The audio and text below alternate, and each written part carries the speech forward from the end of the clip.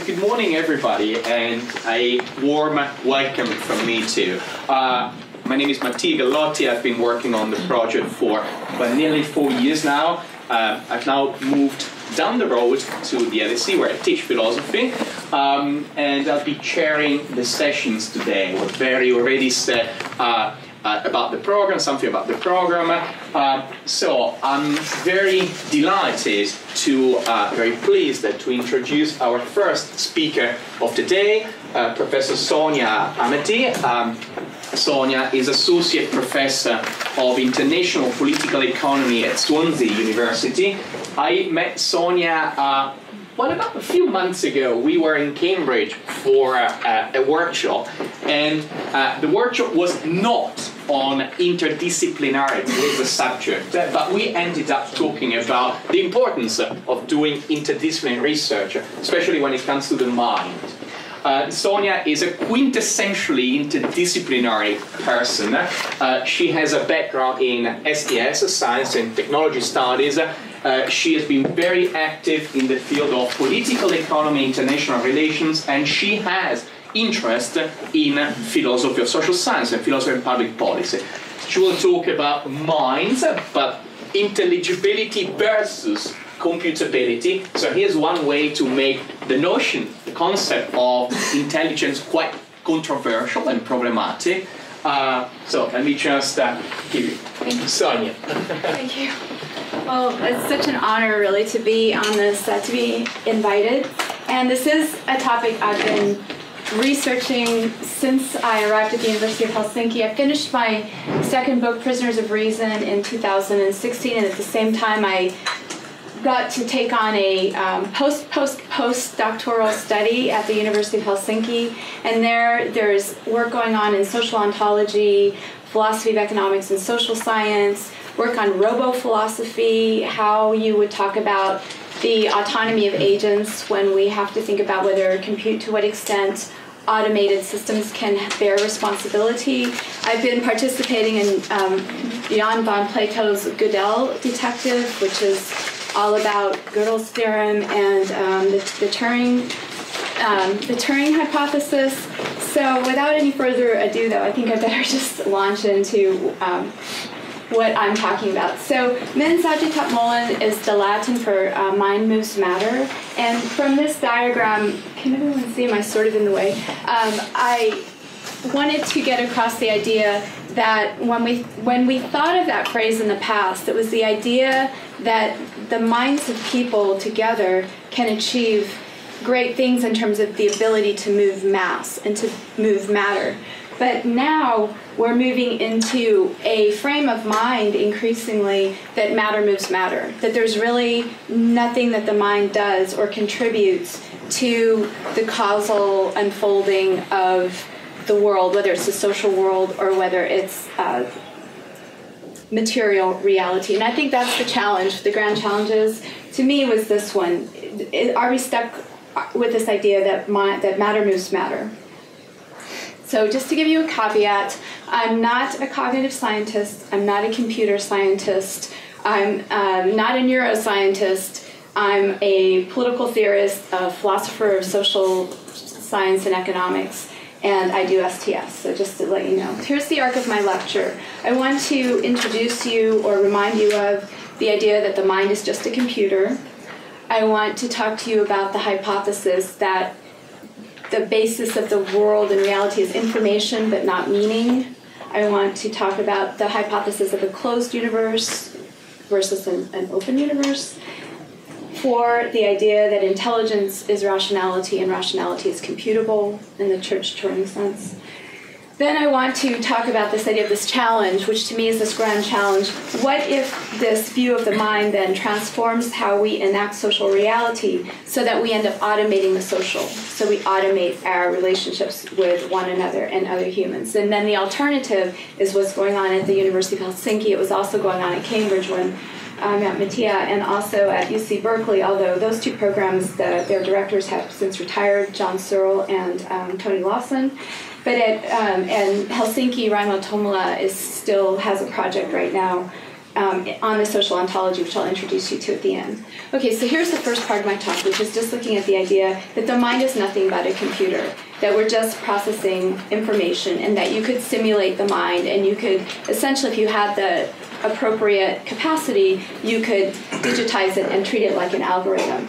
But this is a very deep it's a very deep science, and if you start reading on this field, and some of you may be experts, but you know that to be computable, there's different definitions of computability, and the one that is the most in vogue is this idea of Church-Turing computability. Just to let you know what theoretically it is, that a procedure can be stated in a finite set of precise instructions in a finite number of symbols. If this set of instructions is executed without error, it always produces the same result in a limited number of steps. And you can turn this into a quantum type of computing if you just have probability distributions, just so that you know it's not entirely deterministic. This could be completed by a human without machine assistance. And the last point is really the most important one, the one that I've been focusing on, that this processing of information, this algorithm, need not be intelligible to the one that's executing it. So if you go with this Church-Turing thesis of computability, then you essentially say that to have intelligibility, to grasp the problem that you're trying to solve, that we're trying to solve, that that's just superfluous. That's a pretty powerful take on what it means to be a rational agent.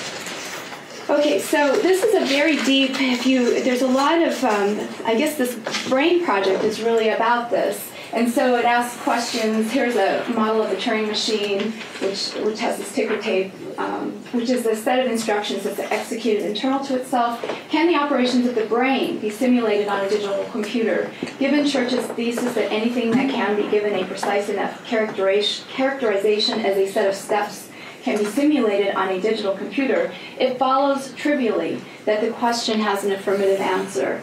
And this is being quoted in a paper from 2006 by Proudfoot and Copeland. And the idea is to try to what capacity do we have to counter the idea that the mind-brain is nothing other than a Turing machine? So you might know about the universal Turing machines. The idea is that if you could have all of the individual Turing machines, you could have a machine built up of all the individual Turing machines, and this would be the universal Turing machine, and this would capture what we mean by a generally intelligent system. So in terms of the title for this event, you can definitely see that this idea of the mind as a computer, this idea that we're just computing in terms of the Church-Turing thesis, and the idea that you can have a universal system, and that would capture intelligence. That's where the state of the science is for people adhering to this hypothesis and linking it to cognitive science and neuroscience.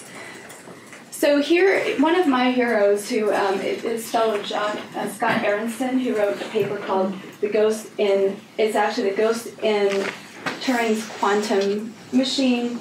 The Quantum Ghost in Turing's Machine is the name of his paper. He's a quantum information scientist who just went from MIT to University of Texas at Austin, and he's one of my heroes because he's so intensely brilliant and he's challenging this thesis. So here's a few quotes from him, trying to get across what it would mean if the brain is just like a computer. Suppose it were possible to upload a human brain to a computer and thereafter predict the brain with unlimited accuracy. Continue the singularitarians, which is the name he's using for people that believe that you can just reduce the mind to brain states. These singularitarians who look at current technological trends, including advances in neuroscience, nanotechnology, and artificial intelligence, as well as the dramatic increases in computer power, and force a technological singularity, perhaps 5 to 200 years in our future. In the singularitarians' view, the next such change will happen when humans manage to build artificial intelligence that are smarter than the smartest humans. And we know with the new Go program that can beat the AlphaGo, we know that there's a sense in which AI has met whatever definition we had of the smartest human. So we're maybe at this level right now. So he goes on to say, yet on questions of principle, that is, of what the laws of physics could ultimately allow, and then I'm skipping down, but if we allow that, then what all the singularitarians are doing is taking conventional thinking about physics in the brain to its logical conclusion, and they essentially draw the conclusion that the brain is a meat computer. And I just love that phrase, that's Scott Aronson. So our brains are just meat computers. And then that if we have that, then the right technology, why shouldn't we be able to just copy the brain's program from one physical substrate to another? And then he actually says that he thinks that within the current state of technology that this would be where you end up if you're part of the conventional view that's in terms of the mind and the brain and computable rationality. Okay, so now what I wanted to do for each of the sections is offer some challenges to this perspective. And this is from a Jack Copeland paper that if you really want to look at how computation works and you want to look at the mind, there are types of computation that are not necessarily Church-Turing compatible or computable, and those would involve analog computation. They involve heterodox computation, which I can't go into much detail. So here's the question, and then the idea that there is a challenge. So an algorithm or an effective procedure for solving a class of problems, if and only if there's a program for some computing machine which will cause, so it's a causal relationship, the machine to produce a correct answer for each problem in that class. The idea is that when we're thinking that the causation of the computer programming underneath our mind is just a causal process, and our thinking is just riding along. The experience of phenomenal consciousness is not adding to the actual process for thinking. That's just caused, and our sense of phenomenal consciousness is just piggybacked on top, kind of watching what's happening. But in the Copeland paper, and I really agree with this, that when we're following the rules, when we're following algorithms, we can actually choose whether we're following the rules of the set of instructions, and we can opt out at any point. So there's a sense in which one of the big philosophical debates right now is over the nature of how we can be normative agents and exercise judgment over what we do, or whether essentially what we do is a series of actions which are already computed by our brain in terms of, in this view, typically satisfying preferences or trying to achieve what we want to in the world. I'll come back through this, so if it seemed a little bit not clear yet, I think it will become more clear. Okay, and so this is more, these are very interesting challenges at a deep level, that the Turing machine is in isolation. So as soon as you hook up the Turing machine with some kind of an external source of input, then there's absolutely no guarantee that the joint system with this external input would be Church-Turing computable. And you have to go into some detail to show that, but that's a good result. And this external input may not be itself from a computable function or process, so it may be possible to build machines capable of computing functions that are not computable in the classical Church-Turing sense. And there's processes in nature which are not computable in the Church-Turing sense, which are in the universe and which have to do with how things equilibrate. Okay, so the second point is this idea that the universe is made of information and meaning, the way that we can ascribe meaning to our experiences, that, again, that's superfluous to the kind of causal processes which are governing matter in motion. So Claude Shannon, of course, is the founder of information theory, and I only have a few slides on this because I'm really only trying to make one point about Shannon. But in the meantime, let me, Luciano Floridi, of course, will be here later in the afternoon. He is part of making the argument that we're in an information revolution, which is the fourth revolution. This fourth revolution comes after the Copernican, the Darwinian, and the Freudian. Now we're in this information revolution. What is this revolution? In the near future, the distinction between online and offline will become ever more blurred and then disappear. Informatization of our ordinary environment, it's the virtualization of our infrastructure, and he also argues in this that information is the fundamental ontology. But what does this mean? And I'm hoping to try to explain this to you by leaning on Shannon. So I don't mean you to interpret this, but information theory is essentially, it's in parallel with entropy from quantum thermodynamics. And all that means, and I can really show you on the next slide, which is that if we're trying to understand what information is, and we know that the mathematics of it resembles the entropy concept from quantum thermodynamics, then we will realize that that information and entropy in quantum thermodynamics represent the same physical quality, and that in the case that entropy in information and entropy in quantum thermodynamics, that we're measuring the same quantity. So information theory is a very profound way of thinking about the nature of the world, of reality. However, information has nothing to do with meaning. And then again, there's this question, well, what does meaning, the sensation of meaning, understanding, intelligibility, what would that add in terms of the mind as an intelligent system? Okay, so the challenges from information theory, maybe there is nothing that meaning or understanding or intelligibility add. And in fact, if to go further through this, there's an idea that we have a brain and that there's some kind of a state, a brain state, and that brain state will map to a physical perception of an event, I think on the next slide. So if I have some Tabasco, it will represent some kind of a brain state in my mind, and I'll realize that it's hot. But this perception, the actual brain state and the way the brain state maps to a concept is, again, a causal process. So whatever meaning is there in terms of, oh, that's hot, that's just the outcome of a causal process, but it doesn't necessarily, other than the fact that I recognize it's hot, ascribing meaning to it isn't necessarily important for agency. Okay, so cognition obeys the laws of physics. We have a stimulus, which then ends up in the brain state. The brain state has a symbolic representation, but this symbolic representation is cause. These go into too deep, I think, for today's discussion. So did anybody count? So the elephant in the legs, that's one of the challenges. I just like that slide because I'll come back to this idea that perception may not be so easy. But integrated information system is another way of looking at the mind as a physical system, that when there's a concept, there's a one-to-one mapping from a meaning or a concept to a physical state. So if you just had a brain scan from this view, then you could understand what concepts somebody has in their mind, and you wouldn't need to understand the meaning of them. You just need to understand the concept represented by the physical state. Okay. So to look at the challenges of this, so the challenges seem to, I think in the literature, they seem to continually go down to the Wittgensteinian route, Ludwig Wittgenstein's idea of how we perceive things. He has an idea called aspect perception.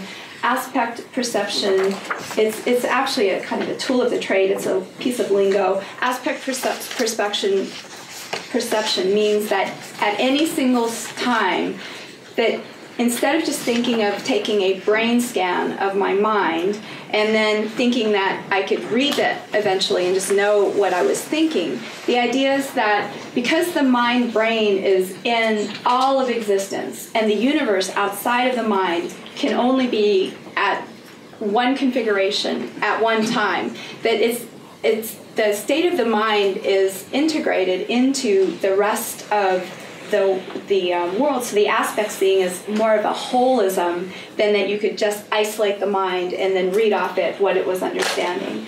Additional challenges are that linguistic meaning seems to have the language games, being able to speak to one another, understanding the meaning of language, that it not only requires following rules, but that it seems that we can form infinite numbers of sentences and have infinite numbers of types of meanings that we're trying to exchange with one another. I think, is there one more slide on this? Yes. So this is actually from Scott Aronson again, and he was looking at this idea. So that the people who think that we're just brain states, and that if I could take an accurate enough scan of a brain, I would know what that person was thinking. That's sort of this view, that if you could take a scan of this, either the person, or if you took a scan of the person, you would get the person and you would get their brain state.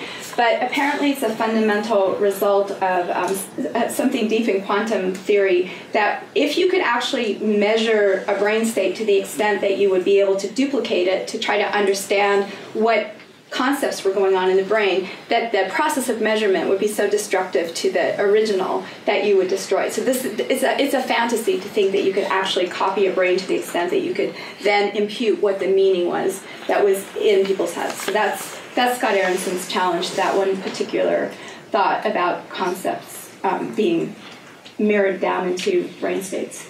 Okay, the third challenge that I want to go through is the idea of a closed universe. And I don't know if you've been exposed. It's a pretty interesting idea that the universe only has 10 to the 82 number of atoms. And I was exposed to the idea and then I read up on it. It seems to be the prevailing thought. So the idea then is that, you can even, look, I can tell you that in 4 digits.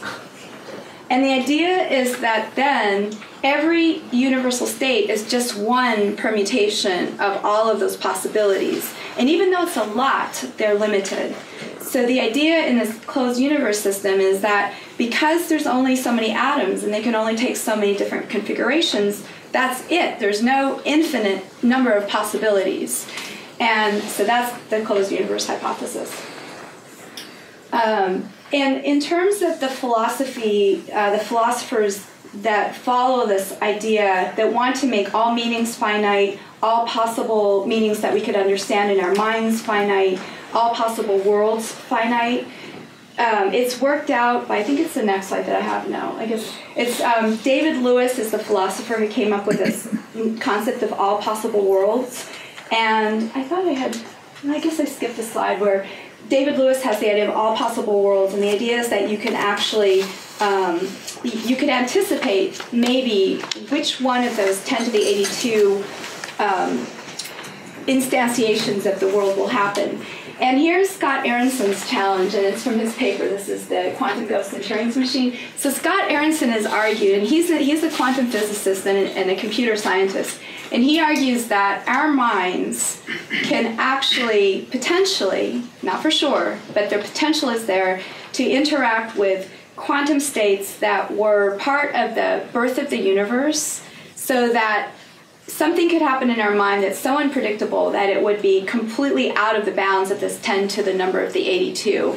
That's Scott Aronson's challenge in this paper, and read him. He is one of the most brilliant living theorists right now, I think. So that's that. We can come back to that idea of the closed universe, but I'm coming back to it in my talk anyway, so it should all come together.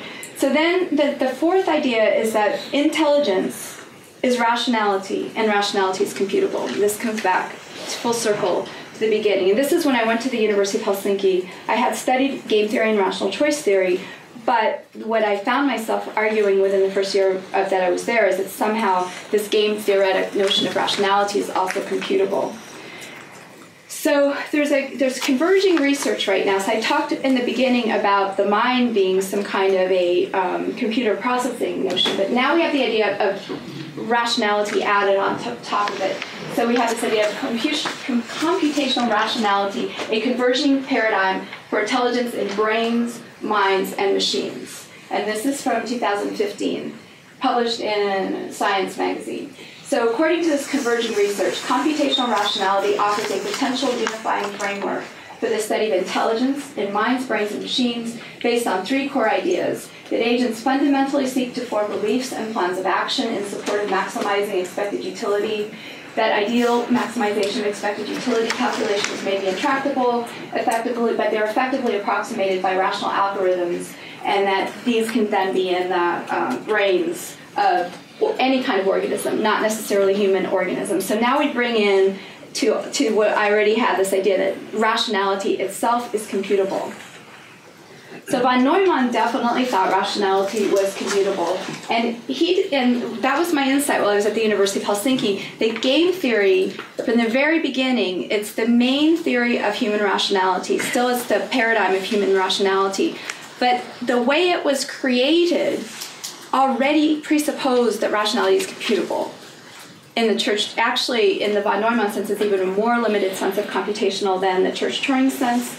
But so here's von Neumann co-authoring with Morgenstern in the Theory of Games and Economic Behavior. They say famously, the immediate concept of a solution in game theory is plausibly a complete set of instructions that tells every individual what to do in every conceivable situation. So this theory of rationality is supposed to be 100% entirely encompassing. So if you think of a Go game, and I think this is another very fascinating result, that it's argued, and I haven't proven this myself, but that there's 10 to the 120 paths of completion in a Go game, which when you think there was 10 to the 80 atoms in the universe, and there's more paths to completion in the Go game than there are supposedly atoms in the universe, that's quite incredible.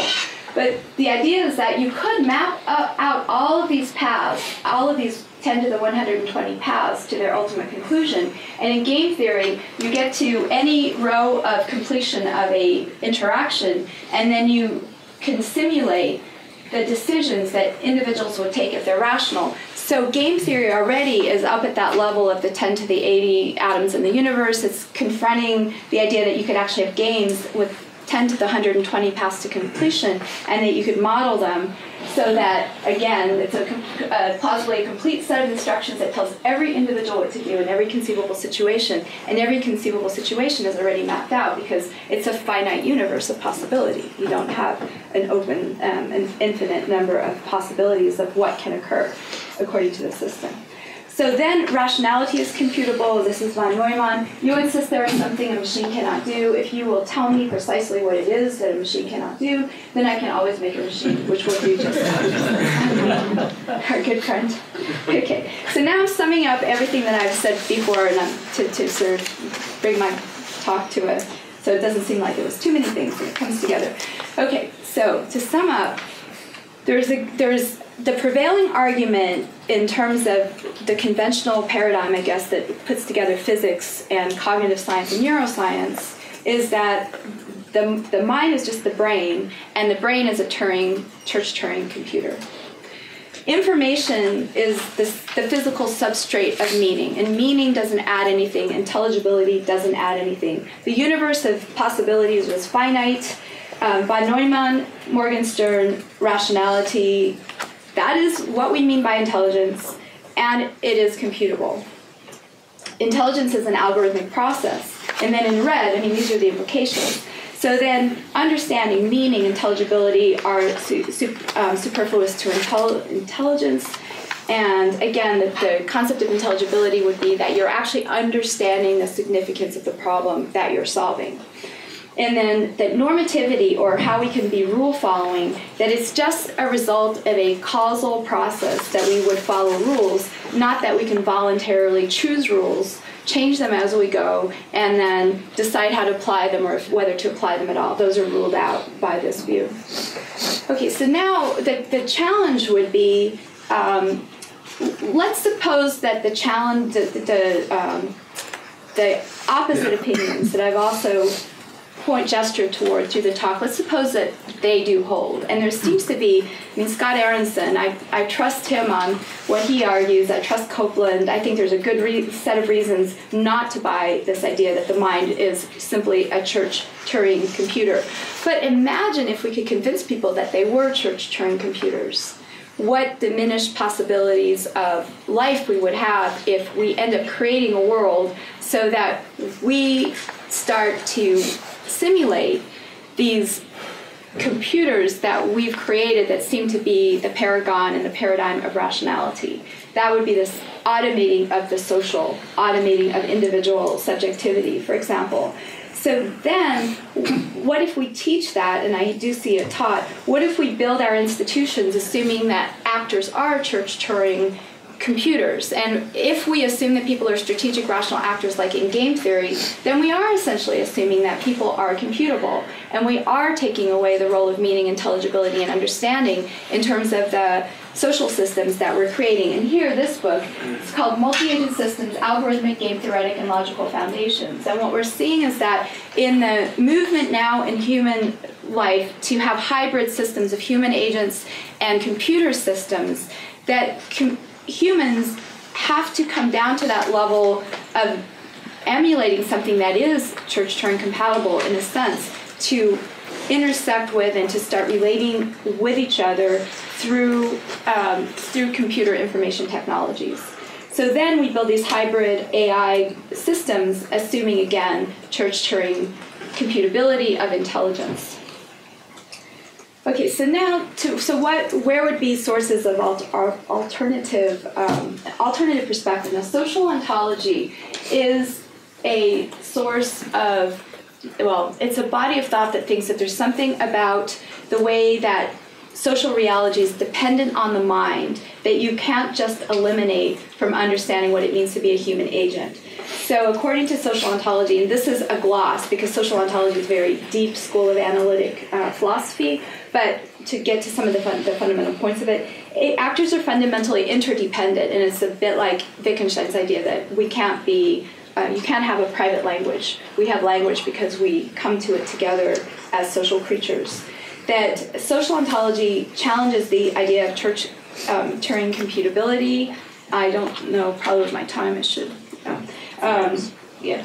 So I'm pretty much at the end. Language, meaning, intelligibility, aspect, and perception are all part of social ontology. We have the ability to have joint projects. This is the opposite. When you learn game theory and when you learn how to do marketing based on strategic rationality, it's all an automated social system where we buy things on Amazon. We have a lot of strategic interactions that are played out in virtual reality. And so then just to wrap up, so social ontology with interdependent input, recognition of token and type, that's how the concept fits to meaning. We have voluntary rule following. We can change the rules of play as opposed to machine learning. We have the ability to achieve joint goals, planning, and improvisation.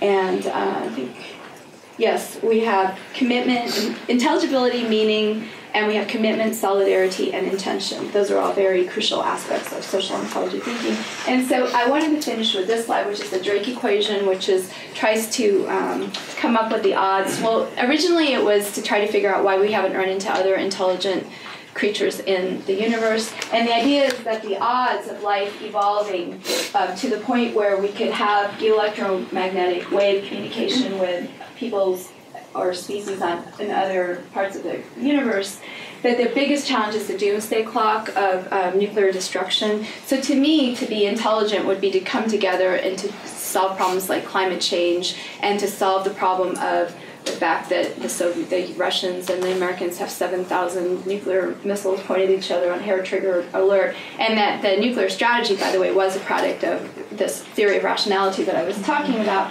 So to me, a real intelligence would have intelligible grasp of the problem we're trying to solve and could work jointly together in order to realize a shared future. Thank you.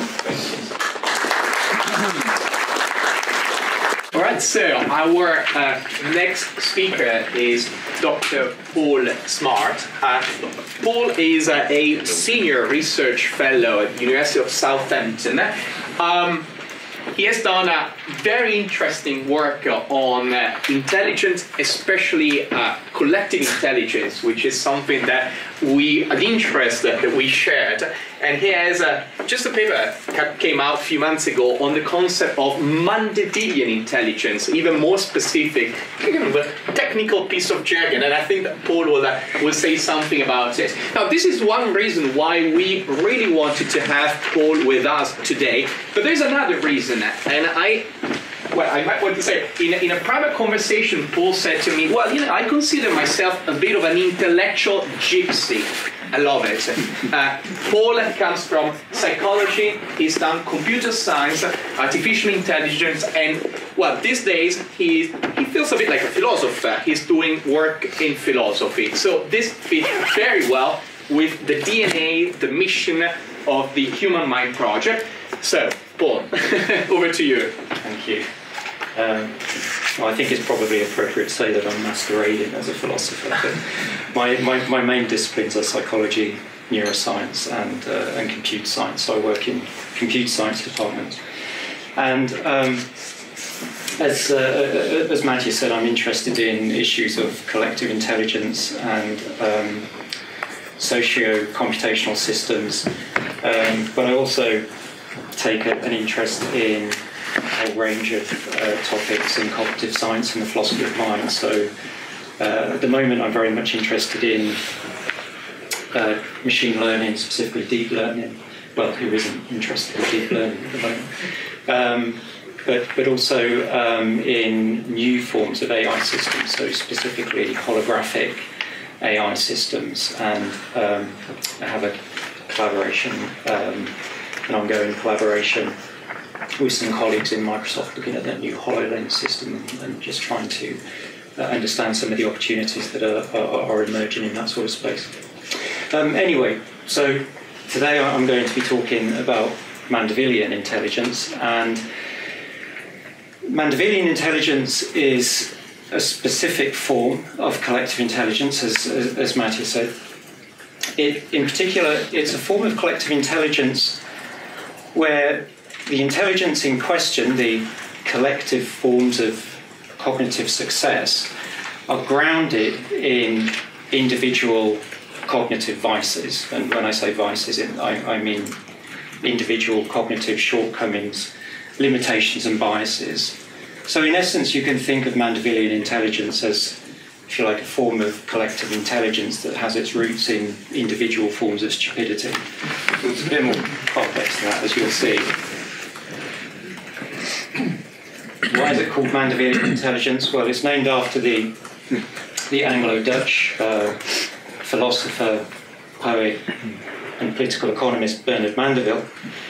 And Bernard Mandeville was concerned with the relationship between private vice and public virtue, and he argued very contentiously at the time that the private vice was a necessary condition for economic prosperity. So it was it's not quite the same as the later work by Adam Smith. It was much more extreme than what Adam Smith was saying. But there's nevertheless there's a certain resemblance there.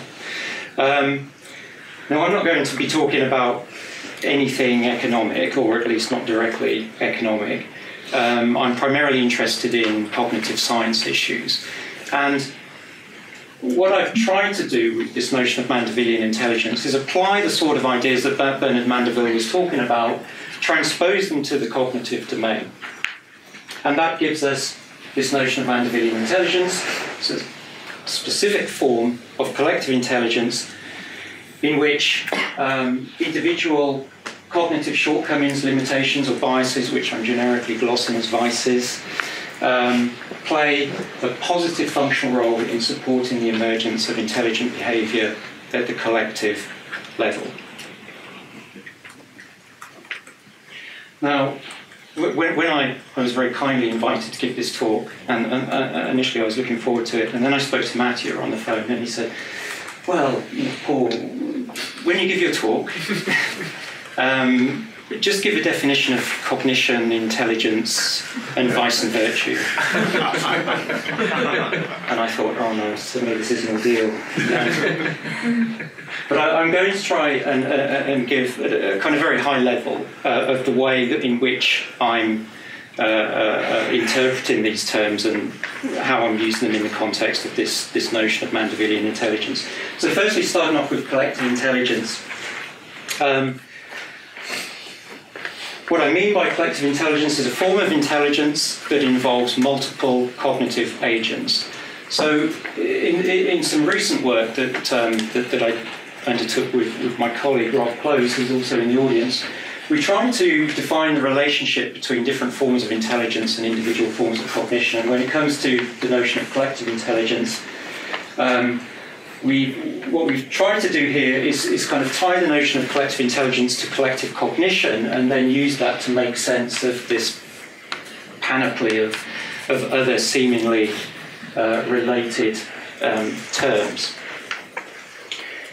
Of course, that doesn't help us with the actual notion of cognition and intelligence, but the way in which I'm thinking about the relationship between cognition and intelligence, and in particular collective cognition and collective intelligence, is in this sort of way. So again, in the same body of work that I undertook with Rob Close and my colleague Richard Hearsme, we tried to define cognition, and so we came up with this intelligent behaviour view. So what makes a process a cognitive process is the role that the process plays with respect to the generation of intelligent behaviour, and I guess this is the important part, where the notion of intelligent behaviour is to be understood as behaviour that is appropriate, adaptive, flexible and coordinated with respect to environmental and organismic circumstances. And so there's a strong emphasis there on context sensitivity.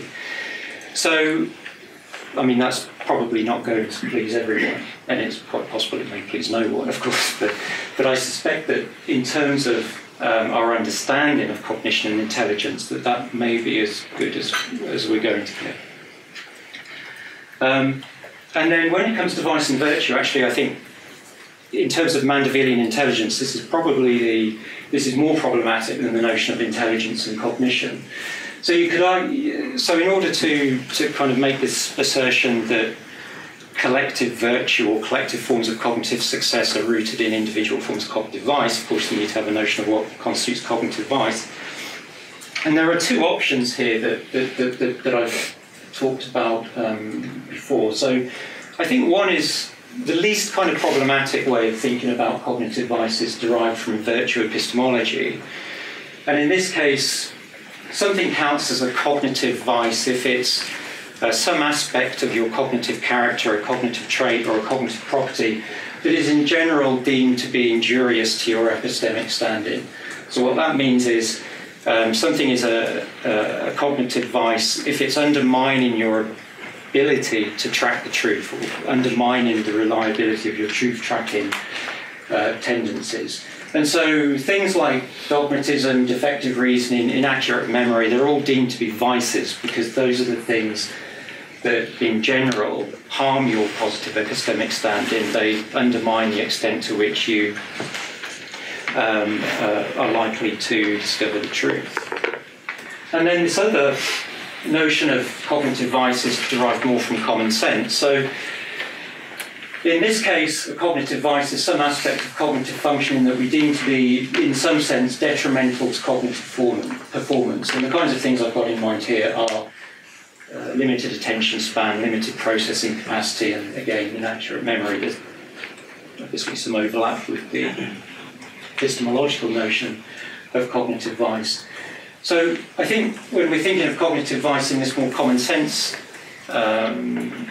way, it helps to think of the kinds of aspects of our cognitive character that we often try to enhance by one form or another, whether that's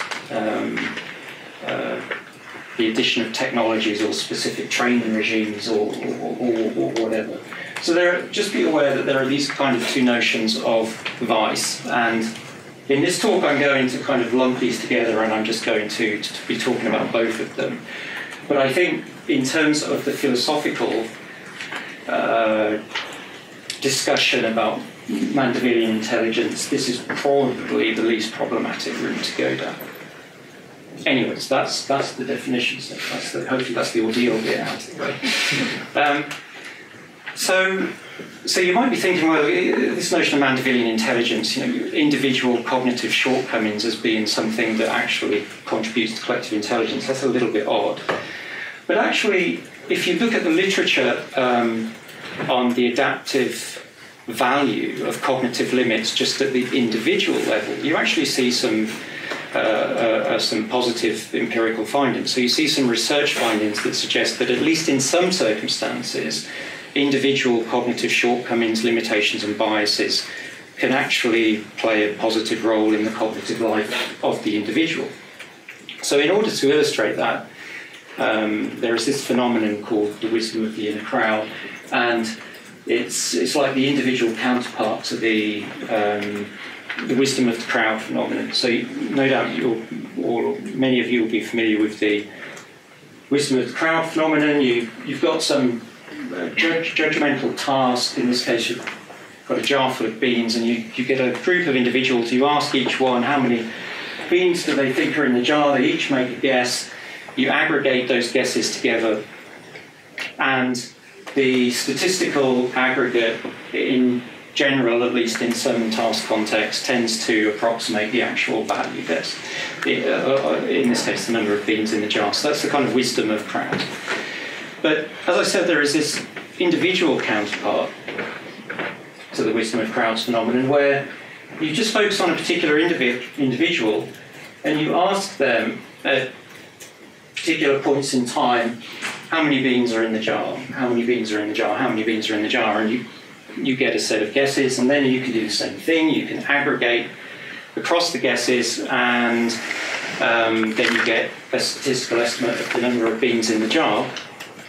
What's interesting here is that in empirical studies, it turns out that the shorter your memory span, or the worse your memory is, essentially, the better you are at this task. So having a poorer memory actually helps you to achieve better performance in the task, and having a much better memory means that you're not performing so well. So that isn't Mandevillean intelligence, because that's looking specifically at an individual cognitive agent. So if we're going to kind of transition into Mandevillean intelligence, we need to look at a more collective cognitive processing context. And I'm going to start with bees, because that's what Bernard Mandeville was preoccupied with when he was talking about private vice and public virtue. And you can think of this as Mandevillean intelligence being applied to a swarm intelligence context, perhaps. But what you see here with bees is that there is a value in noisy signals or inaccurate signals. So many of you will be aware, no doubt, that when bees want to communicate the direction to a nectar source, they engage in this figure of 8 dance, and the direction of the dance relative to the sun indicates the direction of the nectar source. And it turns out that when you look at this signalling, that it's not terribly accurate. And I mean, it can be accurate depending on the distance of the nectar source from the hive, but invariably it incorporates a degree of noise.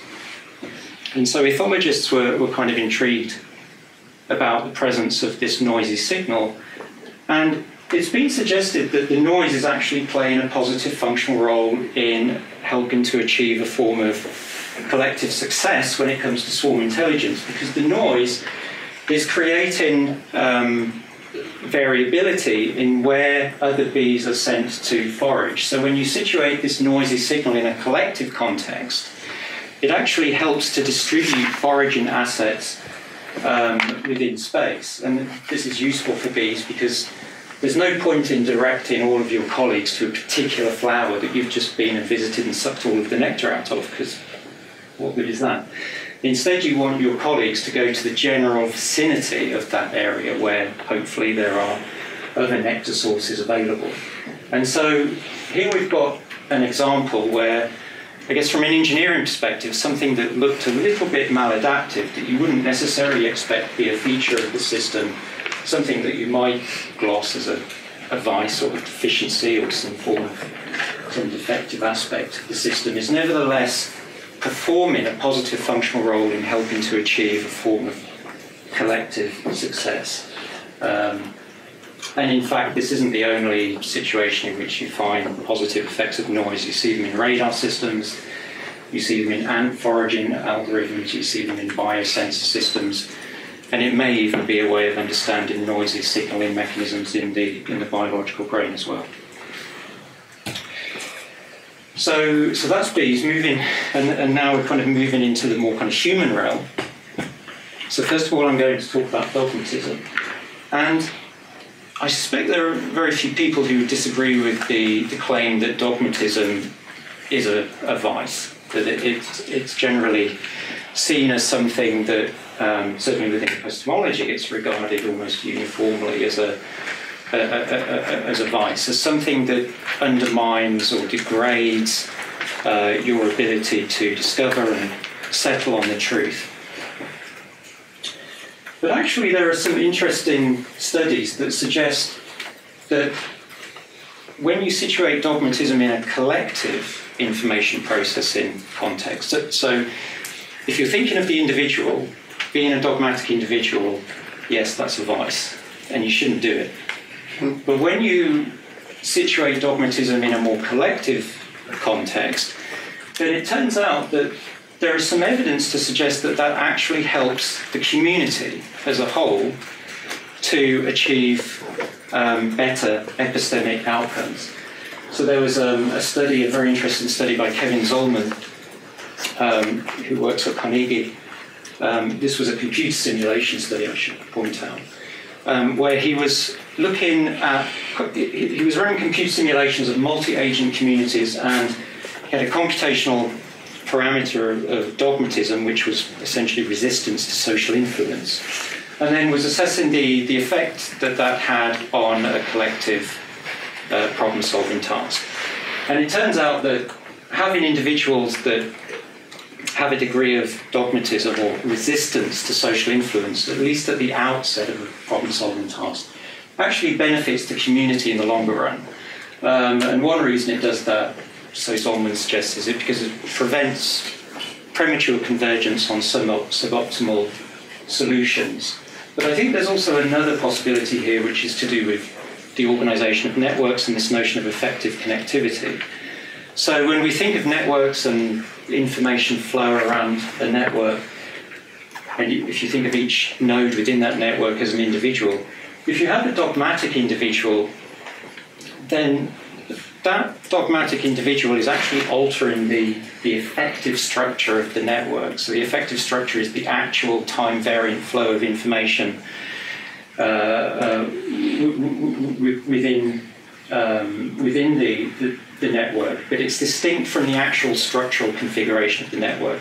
So you could have a fully connected network where everyone is able to talk with everyone else, but actually if none of us actually do the communication, if we're kind of all closeted away in our own worlds, then that fully connected network is transformed into a disconnected network. So you have these kind of different notions of structural and effective connectivity. And I think these kind of cognitive traits or cognitive aspects of cognitive character play an important role in configuring the effective connectivity in specific problem-solving situations. And of course, the idea that dogmatism may not be all that bad was recognised by some very prominent individuals, including Karl Popper, who suggested that a limited amount of dogmatism was necessary for scientific progress. So that's dogmatism. There is, in fact, when it comes to irrationality, there is in fact a very large literature in philosophy of science that's looked at the way in which various forms of irrationality on the behalf of scientists can actually play a role in helping the scientific community as a whole to make new discoveries and generally facilitate the path of scientific progress. I want to focus on one particular study, which is an empirical study using human subjects. This was by Nemeth and Bachler in 1983. What they were interested in is the effect that a committed minority of individuals had on a much larger community of problem solvers or reasoners. And importantly, the minority in Nemeth and Bachler's study were wrong. So they were endorsing a wrong view, or that they were making claims that were just fallacious. But interestingly and importantly, I think, the presence of that committed minority actually had a beneficial impact on the much larger community, because the presence of dissenting voices effectively stimulated the majority to engage in a much more kind of detailed form of reflection and reasoning than they would have otherwise have engaged in, because of course they were trying to marshal arguments in order to defeat the minority. And so by doing that, they were able to make intellectual progress beyond the point at which a community who didn't have this minority were able to get to. So the general point is that when we look at individuals, when we look at, for example, the committed minority who in Nemeth and Bachler's study were behaving in a very rational manner, they can look epistemically and cognitively suboptimal, but those shortcomings may nevertheless, at least in some cases, play a productive role in promoting collective success and intellectual progress. And this has a particular kind of resonance, I think, in the context of this talk on Mandevillean intelligence, because I believe that the thesis of Mandevillean intelligence is worth pursuing, an idea that I've embraced, and I'm unlikely to be convinced that it's wrong, despite what you might say. And of course, that's a kind of very, it's a very irrational way to behave, really, and I have to confess. It's not the way a proper scientist should be behaving. But nevertheless, in as much as I'm doing that, and myself and my small cadre of intellectual followers, that's Rob mostly,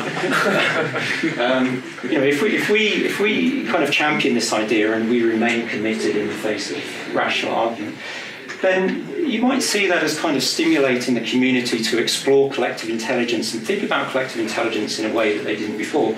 So even if actually all this stuff about Mandevillean intelligence is just rubbish, it may still nevertheless have something to it. So even if I'm wrong, I may still be right. And even more encouraging, if I cop this talk, I can still console myself with the thought that my cognitive shortcomings are potentially contributing to the collective cognitive good. So makes me feel better about myself. And confirmation bias. So again, just like dogmatism and irrationality, confirmation bias is almost ubiquitously regarded as a form of cognitive bias, particularly within epistemology. For anyone who's not familiar with confirmation bias, it's this tendency to seek out confirmatory evidence or a failure to consider contradictory forms of evidence. And I mean, certainly in my own line of work, which deals with the design of socio-technical systems, this is often something that as engineers we're very keen to engineer out. So we deem confirmation bias to be a problem, and so we design technologies to reduce confirmation bias, make the whole community less biased as individuals, and hopefully that then enhances whatever task they're engaged in, usually intelligence analysis or collective sense-making. But actually, a very interesting paper by Mercier and Sperber in 2011 suggested that confirmation bias may have a lot more going for it than what we thought. So what they suggest is that actually in these kind of complex problem-solving situations, collective sense-making, intelligence analysis scenarios, it's quite possible that individual forms of confirmation bias may actually be helping the community to achieve levels of performance than what they would, better levels of performance than what they would otherwise have achieved. And their argument is a little bit complicated, but just to kind of give you some idea of what they're suggesting here. Imagine that we've got an intelligence analysis task and we've got a body of ambiguous, conflicting, incomplete data. And there are a number of different hypotheses or interpretations that we might make with respect to that data, and then we would explore those hypotheses and try to evaluate them. And we've got a finite set of cognitive agents, individuals that can work on this problem. So one possibility is that everyone settles on one particular hypothesis and they all work that particular interpretation possibility to death. And of course, that's not a very efficient way of covering the whole problem space, especially if we're in a time-limited task environment. So another possibility is that all the individuals try to cover all the possible interpretations or hypotheses, in which case, maybe that's possible, but in general, each individual is only going to be able to analyse each hypothesis at a very superficial level. So we get some coverage of the interpretational space, but only at a very superficial level. Ideally, what we want is this situation where individuals are looking at specific parts of the interpretational space. And what Mercier and Sperber are suggesting with respect to confirmation bias is that providing you have a certain degree of cognitive diversity at the outset of the sense-making task or the intelligence analysis activity, then each individual, by virtue of confirmation bias, is going to be attracted to a specific region of the hypothesis space, and they're going to marshal evidence in support of that particular interpretation. And so, by virtue of confirmation bias, we get this kind of very nice coverage of the problem space, potentially, at least, if we've got initial levels of cognitive diversity. And then, after some degree of exploration, you can bring the agents together, and it's at that point when you have collective forms of argumentation and debate, and hopefully the truth is finally revealed. But what's important here is that you've got all of these individuals working on different interpretations and hypotheses. Most of them are going to be wrong. They're looking in the wrong place. It's only one individual or one group of individuals that are going to hit on the correct idea. So you've kind of got this idea of confirmation. When you look at individuals within that situation, you say, well, this doesn't look quite right, because you've got confirmation bias and they're clearly looking in the wrong place, and they don't seem able to kind of look in another place. But if you just kind of broaden your perspective and you think about this in a more collective context, then you can see that confirmation bias is actually working in a much more beneficial way for the community, not for the individual.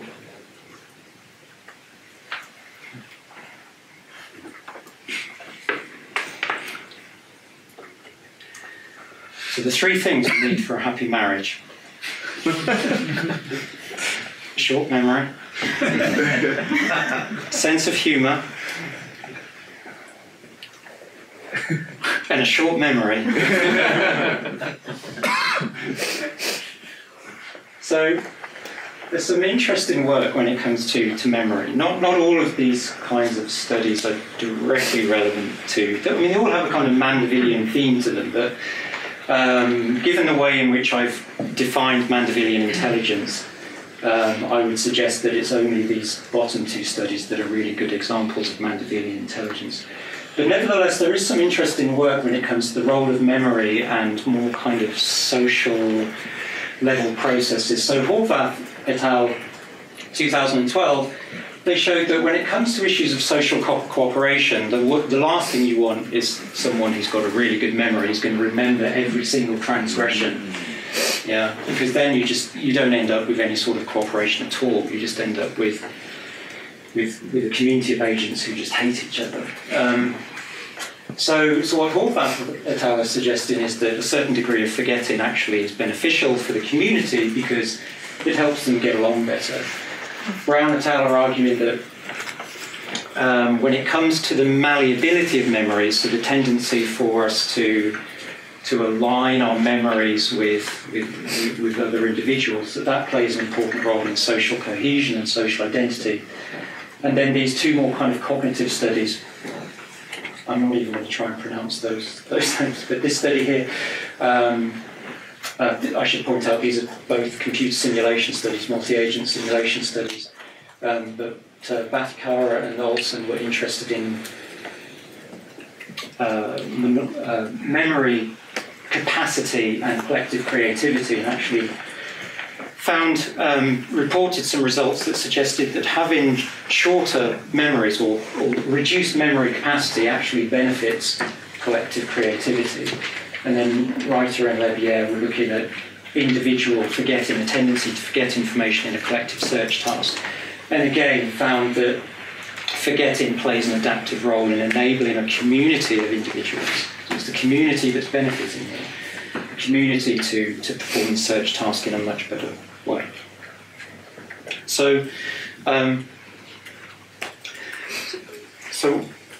what I hope to have done thus far is show you that it not necessarily to convince you that Mandevillian intelligence is a correct thesis, but at least kind of give you some empirical evidence to suggest that it's not just the mindless musings of a madman, although it may very well be that as well, of course.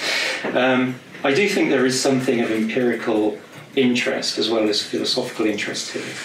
And so for the rest of the talk, there isn't that much of it, you'll be pleased to hear. I'm just going to focus on what I think the implications of this thesis are. Because I think in as much as you buy into this idea, it has a number of implications for how we think about technologies and the design of systems, the evaluation of systems, the attempts at cognitive augmentation, and so on. So the first thing to say, and I should point out here that this is not my idea, this is my colleague Rob Close's idea. If you buy into this notion of Mandevillian intelligence and you see individual forms of cognitive vice as playing a productive role in yielding collective intelligence, then it kind of suggests that you should be a bit more tolerant about individuals whose epistemic and cognitive abilities you regard as a little bit suspect. So, I'm not suggesting you out and code a creationist, although you can do that if you want.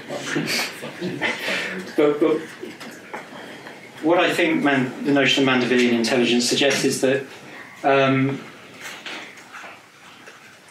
there's a degree. I mean, I think a lot of these arguments depend on levels of social influence and power, so that it's not a kind of straightforward idea. But nevertheless, I think that there is some mileage to the idea that in as much as we see cognitive bias as playing an important role in yielding collective benefits, we should be a lot more tolerant of individuals whose abilities or views perhaps even that we regard as a little bit suspect. So one other implication is that it alters the way that we think about technologies, specifically technologies that have some impact or bearing on our own cognitive capabilities. So let's take the one particular technology, personalized search. It's had a very bad press recently. So a number of commentators suggested that personalized search is exerting a very negative effect on our epistemic and cognitive wherewithal. So Simpson, for example, he says, look, personalized search, this is just feeding into confirmation bias. This is accentuating individual levels of confirmation bias. Miller and Ricord, looking at things from an epistemological perspective, they say personalized search undermines the justificatory status of an agent's beliefs. It's a bad thing. And of course, you've got all of the work on filter bubbles and echo chambers, which just add to the argument. And in response to all of this, what we see is a set of arguments and solution strategies to try and ameliorate the negative effects that personalised search is having. So these include avoiding certain search engines, publicising algorithms, getting major technology dividers to sort themselves out. And of course, there is an ongoing political debate about the likes of Facebook and Google and how they need to act more in the community interest. The community interest is interest. That's the kind of interest and emphasis, isn't it? Because in as much as you buy into this idea of Mandevillean intelligence, it will probably be clear that something is kind of missing from the philosophical and political debate. Because the attention is all very much based on the individual and the effect that these technologies are having on the individual. And I accept that personalised search algorithms are generally not very good for the individual from an epistemological perspective, that they may very well indeed be accentuating confirmation bias. But that does not mean that those technologies are bereft of any form of cognitive benefit. Their benefits may just be at the collective level. I'm not saying they are, I'm just saying that that's a possibility that hasn't been addressed by the scientific or the engineering community. And so I think it's rather premature to start legislating and giving all this various advice without having a complete understanding of what the trade-offs are for the individual and the collective level. And of course that trade-off is probably, the choice between that trade-off is as much a political decision as anything. So very quickly, another implication is the engineering of systems. So I said earlier that when we design socio-technological systems, we tend to try and engineer out cognitive bias. But actually, if we see cognitive bias as being beneficial to the community, then perhaps we can begin to think of it as something like a vice kit. In addition to your technology components, your computing components, you've also got your vice components. That individual cognitive vices are something you can tap into in order to realise certain kinds of collective cognitive outcomes. And you may even, although I suspect this is going to raise a number of hackles, you may even say, well, the technology should actually create or instill or accentuate cognitive vices, in as much as those cognitive vices are benefiting the community. And that sounds utterly outlandish, I know, but there is a precedent for this. So March in 2006 was talking about the way in which technologies of rationality, in this case, have to be balanced by other technologies that introduce foolishness into action, that's a key ingredient of organisational success. And then finally, when we think about issues of cognitive augmentation, and there's a lot of interest in this at the moment, so if we're trying to augment the individual, there are a number of ways to do that. We can give them drugs, we can use technology, we can use gene editing now, and of course there's hardware. Let's just forget about that one. but what I want to suggest here is that if you buy into this notion of Mandevillean intelligence, if you believe that, it kind of raises this question about whether individual enhancement is all that good. Because if an individual cognitive shortcoming is playing a productive role in yielding some form of collective cognitive success, then what happens when you take that away, when you actually enhance the cognitive performance of the individual or all the individuals? Does that mean that you've then got a form of collective diminishment? And I don't know what the answer to that is. I certainly don't know of any empirical evidence that would speak in favour of that. But that may just be because we only see where we choose to look, and we've never really contemplated this possibility. So, in conclusion, Mandevillean intelligence, a particular form of collective intelligence that's grounded in the cognitive limitations, biases and constraints of individual cognitive agents.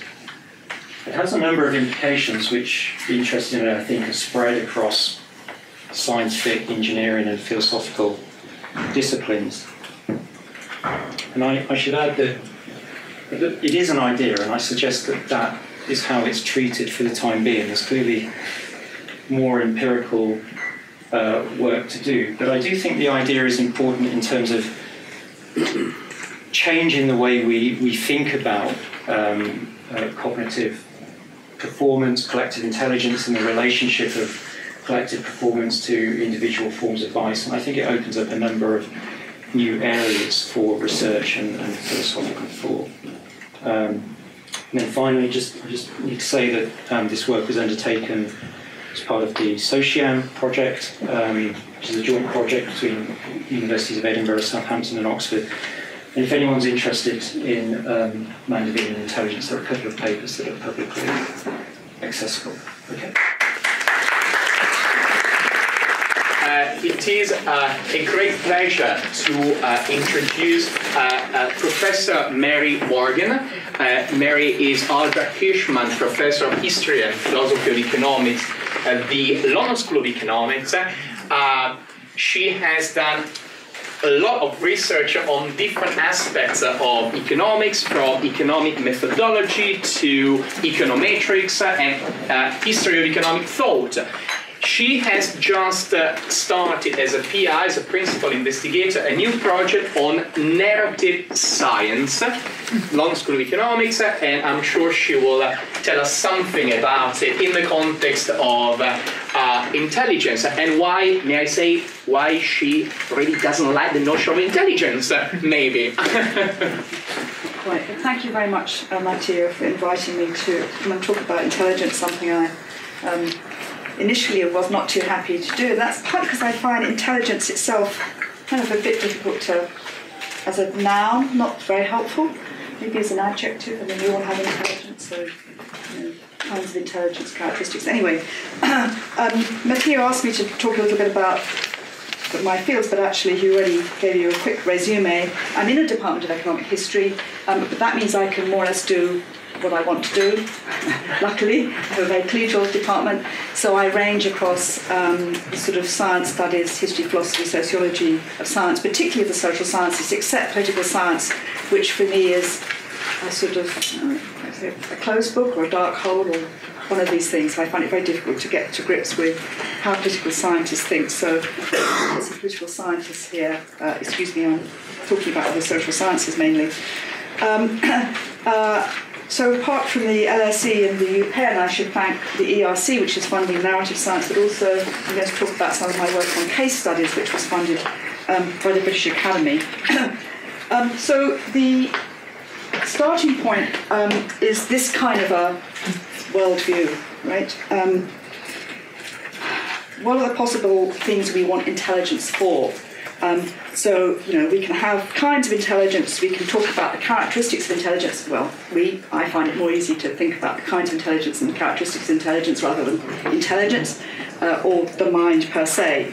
When I think about what we want intelligence for, I think there's a number of different ways in which social scientists have thought about this, and probably philosophers too, but intelligence for decision making, which I think is very much part of the first talk that we had, and that's something I've done quite a lot of historical work on economics, of which one of the most salient things I came across was in the work of Frank Knight, who for economists is a really important 20th century figure who laid out, as it were, what's called the neoclassical program as a set of assumptions about behaviour.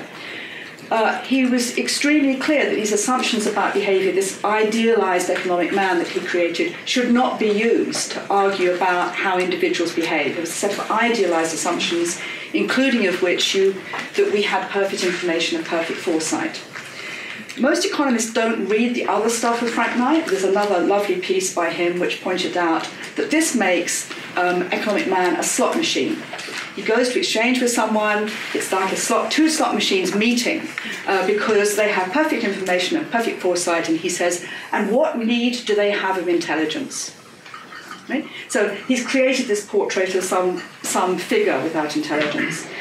So intelligence for decision-making, intelligence for information processing, for finding patterns, for finding regularities, intelligence for finding needles in haystacks. I remember being at a wonderful talk by someone in the US spy empire who said that at that time, the best people they could hire were historians, because historians are really good at finding needles in haystacks. This, I think, was before the era of big data. But the intelligence for finding needles in haystacks, it seems to me a very different intelligence than being able to make decisions. I'm interested here in intelligence for making sense of the world, which I take to be a critical characteristic that you need for undergoing science, and the set of things that one, I think, needs to think about intelligence for making sense of the world are these characteristics of curiosity, imagination, and surprise. Was thinking about this in respect of what kind of characteristics sense-making comes out of. Curiosity is one thing, and I think that the 4-year-old has it exactly right. The 4-year-old is apparently, this is not my field, but based on secondary reading, the peak time for asking questions, age 4 to 4.5. And according, again, to sort of rather light reading, the average child asks 73 questions every day. Children in London ask more. I don't know quite what to make of that, but it's more like 90. And they all, these are all really clever questions, right? Why do we die? Why do I have to go to bed now? Right? I mean, there are a whole set of questions that drive parents mad. The second thing about children as kind of nascent scientists, if you like, is they have an incredible ability to wonder. That is, they have this possibility of the world is their oyster, so they can wonder about all sorts of things in the world which they don't know about, or they think this is what scientists do. Of course, scientists do lots of prosaic work as well, but the wondering aspect of trying to make sense of the world, I think, is equally important as the kind of curiosity. The third thing I think is important is this ability to think, to be surprised, to set up a situation in order to be surprised almost. I think this is the opposite of the Popper idea that you should seek falsification. It seems to me that strikes me as a very alien way of behaving in science, that actually what one wants to do is somehow the opposite. One should seek surprise, seek the unexpected, because it's going to be much more interesting than trying to falsify something that you're doing. Now, in some sense, these are not based on collective virtue based on stupidity, but somehow collective virtue that might come out of science based on some admitting ignorance. Ignorance is a very powerful aspect, I think, of this. So it's about being able to substitute imagination for ignorance, being able to admit ignorance, being able to use ignorance in a positive way by being very curious. So the argument that I was making in the paper, that the first paper that has come out of the narrative science project, which I've been undertaking, is that we need to think about narrative science, and I'm going to explain what I mean by narrative science in a minute, but it's the combination of ignorance, not understanding how the world works, that sets up possibility of puzzles which have to be solved. Solving puzzles is a way of making sense of the world. Right? If you've got a puzzle there, solving it is saying, okay, I've made sense of something because I've solved this puzzle. And this is the kind of practice that I think we find in what I'm going to call narrative science. And I'm taking some quite useful hints from Clifford Geertz here as an anthropologist. I think many of you will know his work. And this view that he has that if you make sense of culture by contrasting what you expect to find with what you actually find. So you actually find in the field lots and lots of puzzles, not what you expect, and it's making sense of those, particularly maybe in unexpected ways. That is very useful. So if we go back to my picture, this is nominally an early modern woodcut of someone seeking to figure out how the machinery which guides the heavens, which makes the stars come up, with a rather suspicious-looking moon with glasses on it, moon with glasses to see through the firmament, and an equally sort of doubtful sun. And here's this nominally medieval person breaking through the firmament to see what for me is quite odd, unconnected sets of things. So if this is a mechanism, it doesn't seem to be a very coherent one. This is actually not a medieval woodcut. It's a mid-19th century look-alike, not a woodcut. So the whole thing is a sham, right? But it epitomizes this issue of, well, you need to be curious, you're going to be surprised, you hope, you don't want to just falsify things, and you need to have this sense of wonder. So I'm sorry, it's a trick, of course, but it's kind of capturing what I think is very important in this whole sort of struggle to make sense of things. Okay, so I want to talk about the narrative project that I'm involved in, and I want to start by thinking about narrative studies. This may be a long way from where you think we should be on this, but be patient, please. Now, in narrative studies, and maybe there's someone here from narrative studies or has studied a lot of this stuff, there's lots of different definitions out there by narratologists, narrative studies people, and they seem to be trying to get more and more minimalist, but here's a few of them. It's a related sequence of events. It's not a chronicle, it's a sequence which unfolds through time. The relations between the events may be ambiguous, they may be causal, they may be temporal. Sometimes chance or contingency is thought to be important, but for some narratologists, getting rid of the chance is important. For others, the whole point is to keep the chance. So then these definitions don't all kind of fit together. Beginning, middle, and end, change of state from beginning to end. That's a kind of classic lower level minimalist one. And the only thing they agree on is that a chronicle is not a narrative. A narrative is not a chronicle. Chronicles order materials, but that's all. Narratives order materials in ways that are associated with sense-making and explanation. So let me I'll come back to that slide, but let me give you a quick rundown on chronicles versus narratives. So the first line, Matilda Mary I, Elizabeth I, Mary II, and Victoria Elizabeth II, is a list of all the queens of England. Maybe I've missed out a few which are a bit dubious, but basically that is a list of the queens of England. That's a chronicle. It's a time sequence only. There's nothing that relates those people together except from the fact that they are queens of England. But narratives all have implied relationships in their ordering. Their ordering matters, and there's something about the ordering that is critical. And we make different sense from different orderings. So the queen died, the king came to the throne, the princess ran away. Could be the king came to the throne, the princess ran away, the queen died. Could be the princess ran away, the queen died, the king came to the throne. And being human, we will tend to interpret those and make sense of them differently. Okay? That's kind of generic claim about the difference between narratives and chronicles. Now you may not have that view, but that's kind of the state of the play there. I didn't actually say that these things won't happen simultaneously. So again, being human, you will tend to have put them into a time, that order will tend to have been a time order, though it might not be. It could just have been a chronicle, but somehow you will have put things in, and I don't say what the relationship is between them. So when you think about the difference between a chronicle and narrative, the narrative orders the materials in ways that are associated with us making sense of the relationships between those things.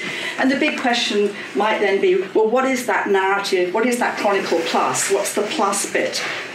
Does it have to be a causal account? Does chance have to be there? Scientists often want to get rid of chance, but some scientists will want to keep chance. There's a notion of possibly an unfolding in the narrative. So there's no agreement on what that plus might be, except that a narrative has the plus that a chronicle doesn't have, which is somehow the relationship between the two, between the things. So going from this issue about narratives, what does narrative bring to us, which is about sense-making?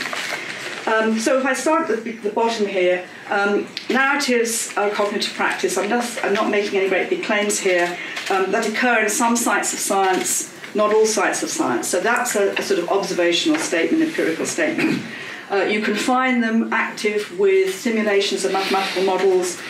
You can find them in the creation of mathematical models in social sciences. You can find them in making sense of individual case materials.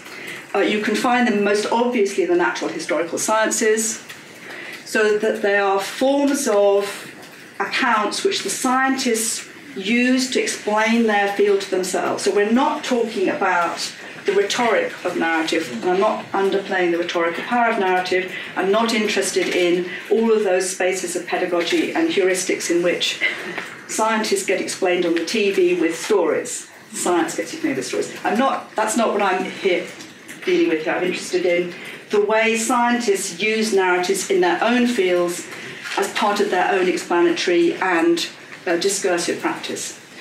So what we find there is that what narratives are doing in those spaces is ordering the elements and show how they relate to each other as a generic way of answering why or how questions. So it's a generic kind of practice for some sites of some sciences. And the point is it's narrative, not chronicle, right? That there's something plus, the plus is there when we think about it. So we might get narrative accounts which are about sequencing, connecting. We might get ones which use time, we might get ones which don't particularly fix on time, might be development paths, might be all sorts of things.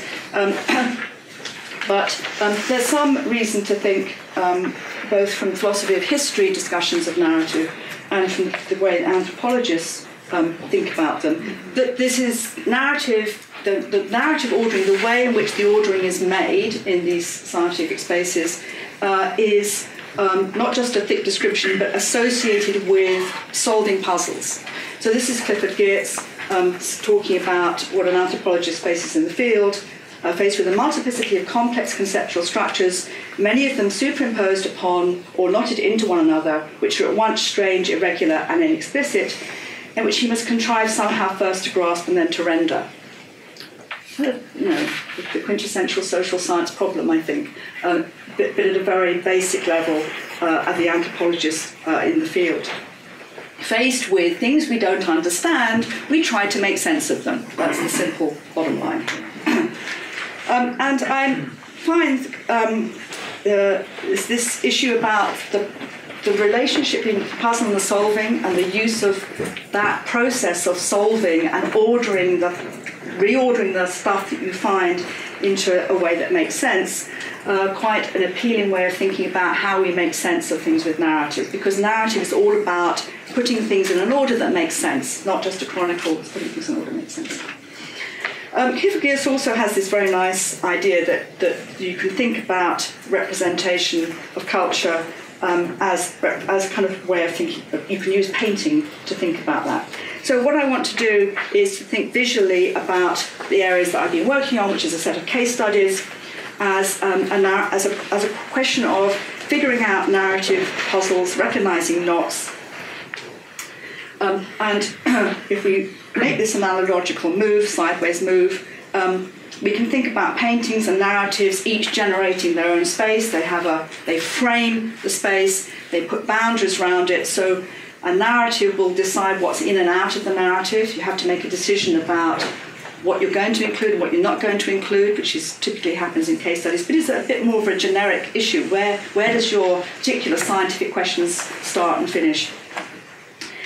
And there's two main elements I want to think about. One, which are the issue of juxtaposition and colligation.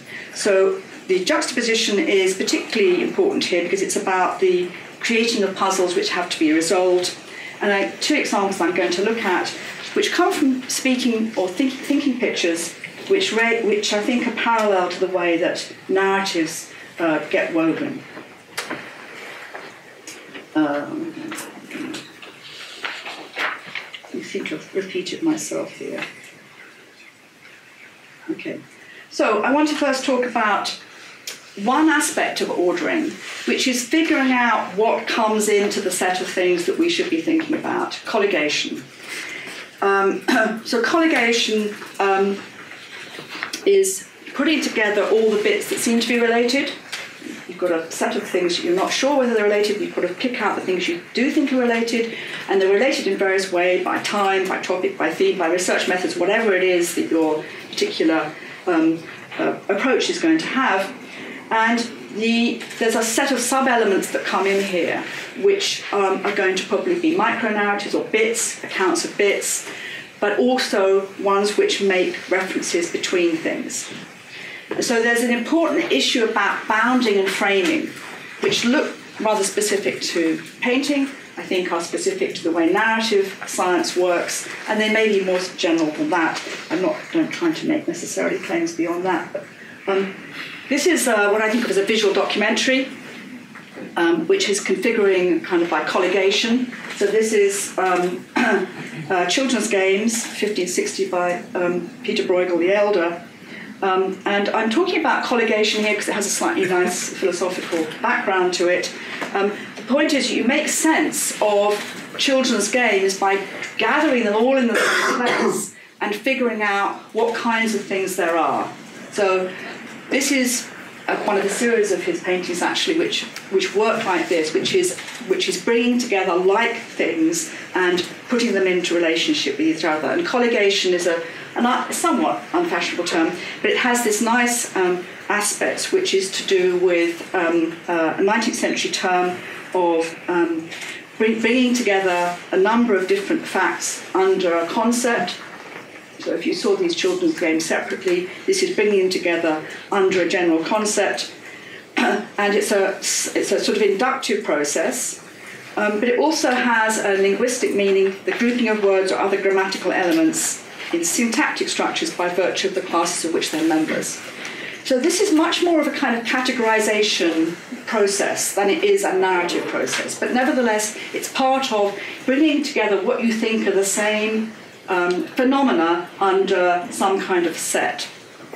It makes sense here, if you like, by being a categorization, or maybe not a listening excerpt, but a categorization kind of exercise. One of the other strange kind of things one pops up, you pick up when you're working on a particular thing. It's a wonderful claim that against the view that we all understand everything through stories. What it is to be human, we understand things through stories. One piece of research that I came across was, no, that's not true. 10% of us don't get narratives. Right? Well, I don't know if that's true or not, and I'd love someone to point me to the right research, but if you don't get things through narrative, how do you get them? How do you make sense of them? One of the possibilities is a kind of categorization project. I want to go on to the puzzles, because that's not necessarily a puzzle. Here's two puzzle pictures luckily from almost the same year.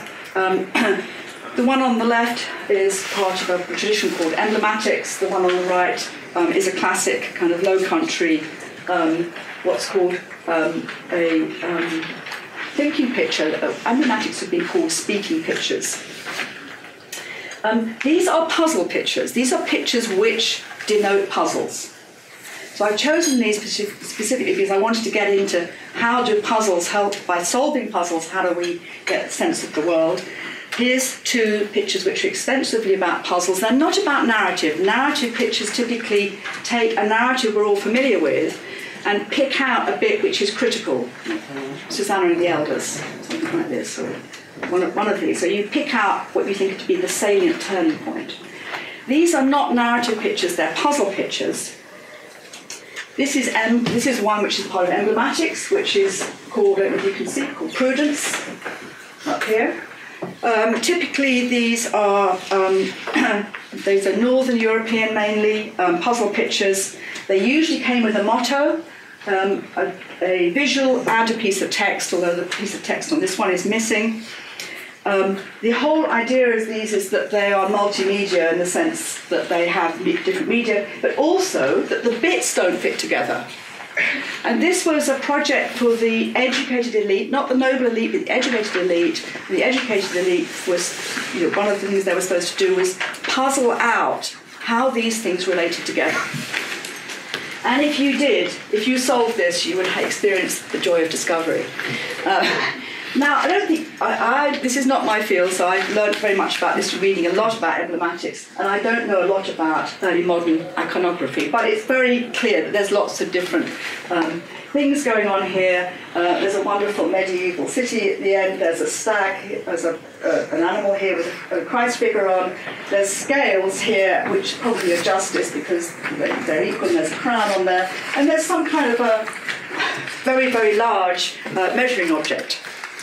Now, okay, there's a set of disparate things. I hope you're all duly puzzled with them. And you should also be even more puzzled with what they have to do with prudence.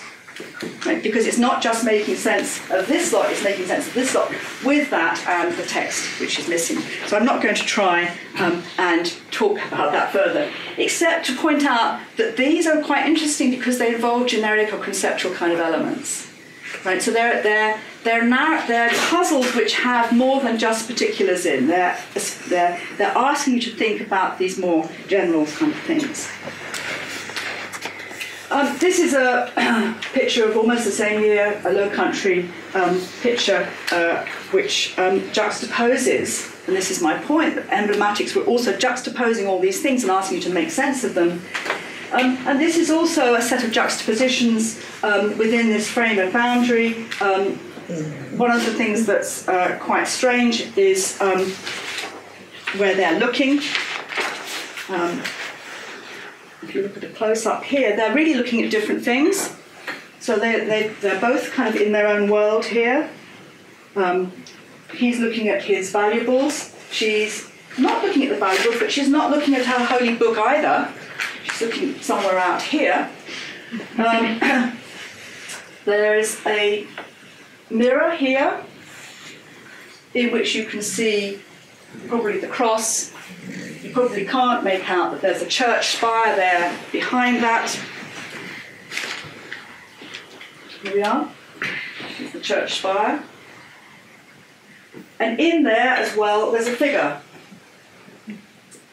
who is nominally at prayer. I mean, again, there's a lot written about this painting. I'm only repeating what the literature on this tells you. The point for me is that there's lots of different puzzles going on, including back here, there's two other characters deep in argument. These are thinking pictures designed apparently to make you think about possibly the relationship between money and religion, between husband and wife, man and wife, between how marriage and business fits together, forms of contemplation, all sorts of possibilities.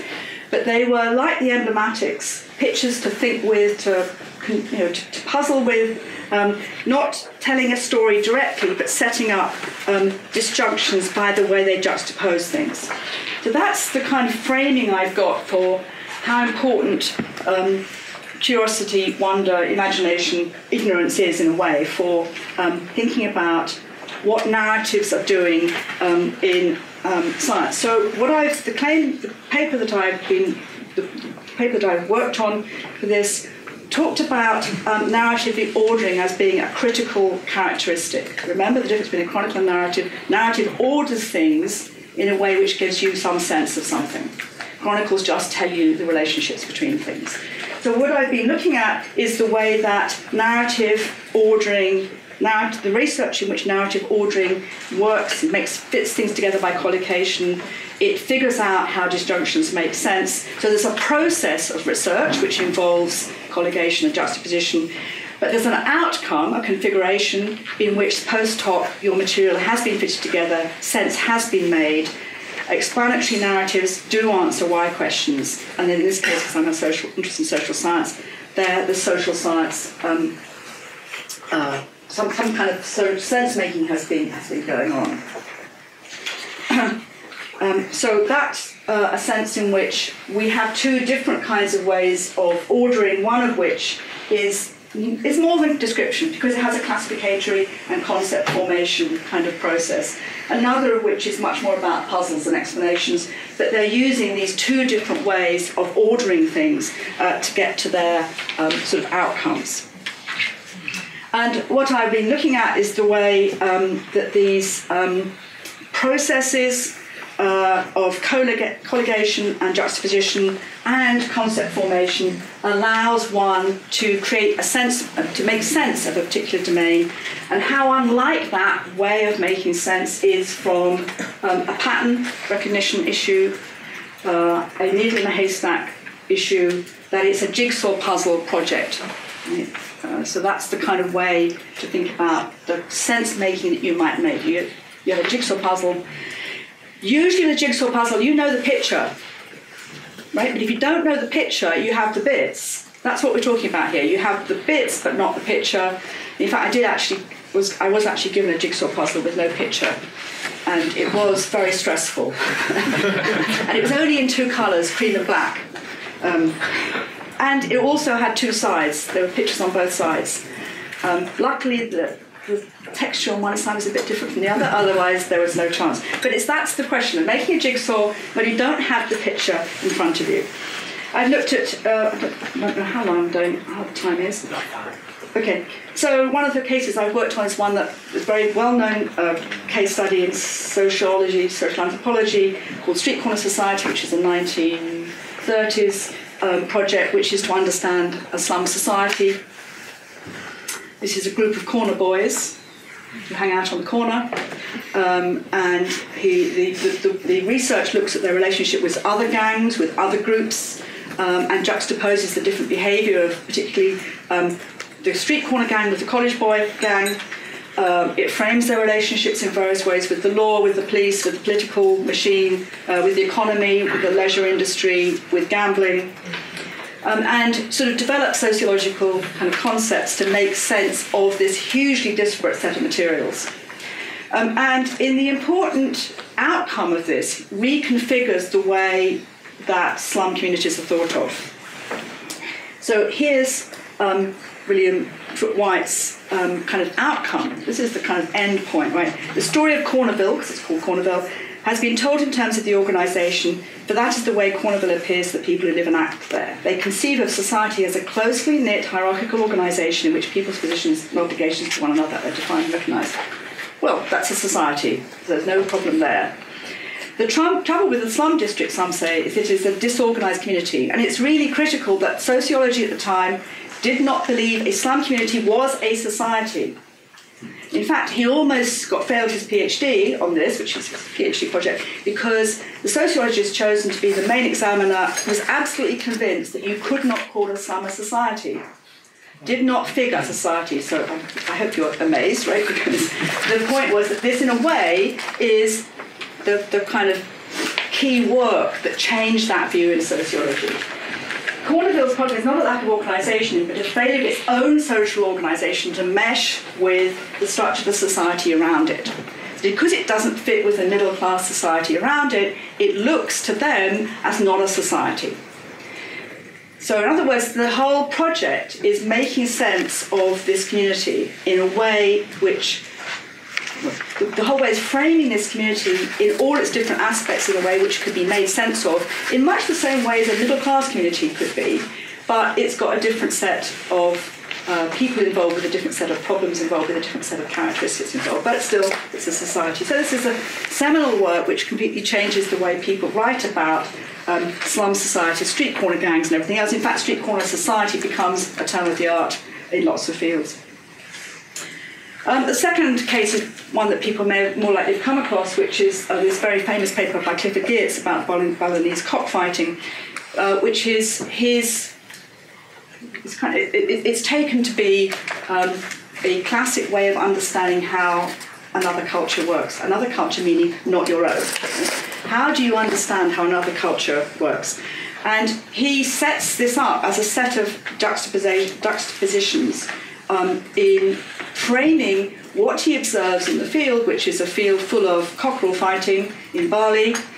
It's a field where he doesn't understand why the society works, so he sets up the juxtaposition. Well, how should we think about gambling? He brings in a kind of Bentham utilitarian analysis to show this does not fit. So using this alternative kind of way of thinking, he has a contrast between this theory about how we should bet and actually how people bet, and he finds that what he observes is that people behave in a completely irrational way as far as his own Western American philosophy, anthropology rationality would be, even anthropology rationality. That is, the level of the bets are completely outlandish, and that's true of the main bets, it's true of the side bets, and it's true in relation to your place in society, whether you're rich or poor. You know, you're very poor, and yet you bet a whole year's income on a cockerel fight. This is bizarre, right? He looks at the quality of cockerels, and it looks like there's not much difference between them, so it's not as if it's obvious who's going to win or not. And he looks at the outcome of the betting outcomes on the status of people in the society. It's a very status-conscious society, and yet it seems to have no effect. You can win or lose these bets, and the status is the same. So he gets to the point where he's got all these puzzles, he's unravelled his puzzles, and his answer is it's deep play, in at least three senses. In the level of bets, it's deep play in a very conventional sense. It's deep play because these are highly ritualised events in the community, and there are no social consequences. Right? So it's deep play in lots and lots of different ways. Okay, so it's not so much the Balinese cockfight as the structure of the process of arguing, of taking juxtapositions and figuring out, using the juxtapositions to figure out what the puzzles are, and using those juxtapositions to come to some kind of sense-making. Now, of course, it may be not true. The point is, it's about using this way of creating puzzles or setting up puzzles by juxtaposing things, which can then be given a sense-making narrative to come out of them. So, what I've been arguing for is the importance of ignorance and puzzles in using narrative ordering, in creating the narrative ordering, curiosity, endless questions, remember that child, imagination, the use of the imagination to kind of get you some places where you might not have got there by any logical means. So the focus wandering, and seeking up this unexpected by this process of juxtaposition. And the role of narrative thinking in solving those processes is the way that narratives create the possibility of sense-making. So the sense-making is in the narrative. The narratives make sense of something which was a chronicle and becomes a narrative. So it's the intelligence for sense-making which I hope I've been talking about.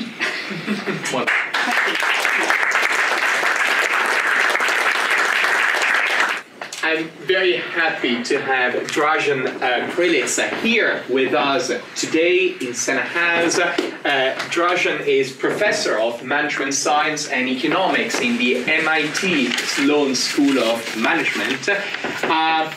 Very hard for me to summarize a very long intellectual profile, but let me say that Drazen is one of the pioneers of neuro-economics and a trained mathematician, I understand, from Harvard.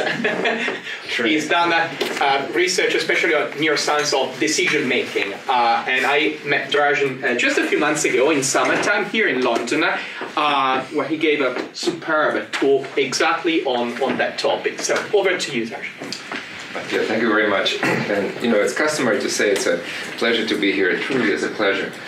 And thank you for putting me in the company of the other speakers, because as I was listening to the first three presentations, I was taking notes, and was very tempted to actually riff off in different directions and forget about this talk. But I should first thank Paul for allowing me to present this talk in a very dogmatic fashion, which I always like to go dogmatic, but I feel it's now I finally have license to be dogmatic. The talk is about a paper, basically about a paper that was published earlier this year with two co-authors.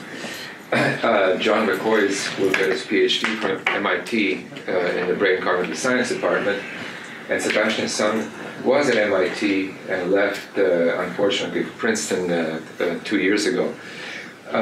For all of us here, especially Sebastian and myself, the subject of this talk is not our day job. So my day job is in research terms, it's really behavioral economics.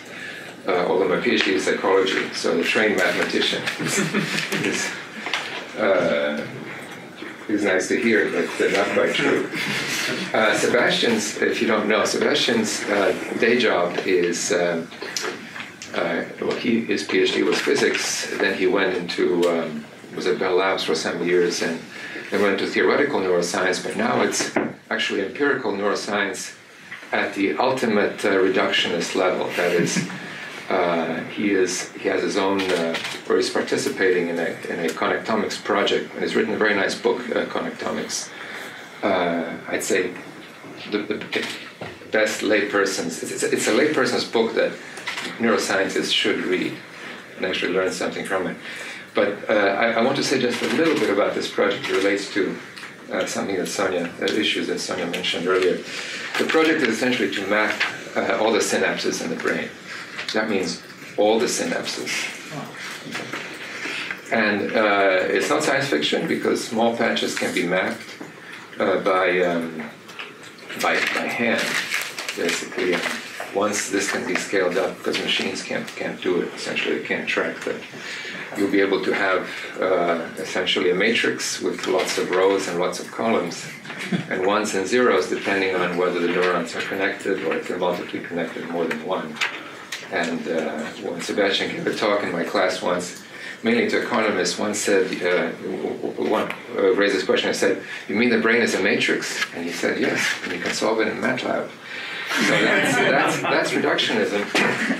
Now, Sonia mentioned sort of two options. You can believe the brain is meat, and you can sort of, or there's a, which I agree is a very conservative point of view, or you can believe it's not. I believe it's not. But I think there is a position, which I think is maybe the de facto position of many working, or some working neuroscientists, that actually you don't believe it is, but you have. This is the only path you can pursue, and the only way you're going to prove that it's not is by just seeing how far you can push this idea. And at some point, you hit a brick wall, and you have to hit that brick wall to find out how it's not just a matrix, basically. And one area, this is our personal research experience, where this has proven extremely productive, is in the rational, in game theory and the rational model in economics, which is falsified, up and down. And game theory also, I would say most of the predictions of game theory are empirically false, but it's been enormously productive because failure would hit you in the face. And so this is kind of a dialectical approach to science, that you latch onto a theory, maybe for your whole life, and then you find out, or your colleagues find out, that it doesn't work. Okay, so this was, I'm going to show essentially an approach to combining opinions from different people to the crowd wisdom method, but also indulge a little bit of a discussion of how this paper came about and some of the responses. The original, we submitted Sebastian and I this paper first time 10 years ago, 2007. So this had a 10-year cycle, and the original title was, I think it was exactly this, or maybe an algorithm that finds truth that most people are wrong. And quickly we learned that actually the word truth is a word that agitates people. So, and if you claim to find truth, you get a lot of pushback. And partly it's because I think as a culture we don't have a clear idea of how much truth there is. You know, some people are very conservative that truth is a small amount of truth, and there's a lot of opinion out there. And you could say, you know, what are the truths? Well, truths are things that are published, you know, in journals like Nature. This is the library of known truths, and everything else is sort of fuzzy stuff. Or you can take a more general view that there are the truths in law, and then let's say, are there truths in economics? You know, is the claim that Keynes was right? Can that be claimed to be true? So the paper was originally presented, sent to a natural science, mainly natural science journal, saying here's a method that will arrive at truth for propositions that are non-verifiable, which normally there isn't any agreed upon way to establish whether they're true or not. And we gave some examples, and we're going to show on the next page our referees' comments to an early submission, pushing back on this idea. And I should say, by the way, for history of science, it's really unfortunate that we don't have inventory of referee comments to papers, because that is where the debates take place, you know.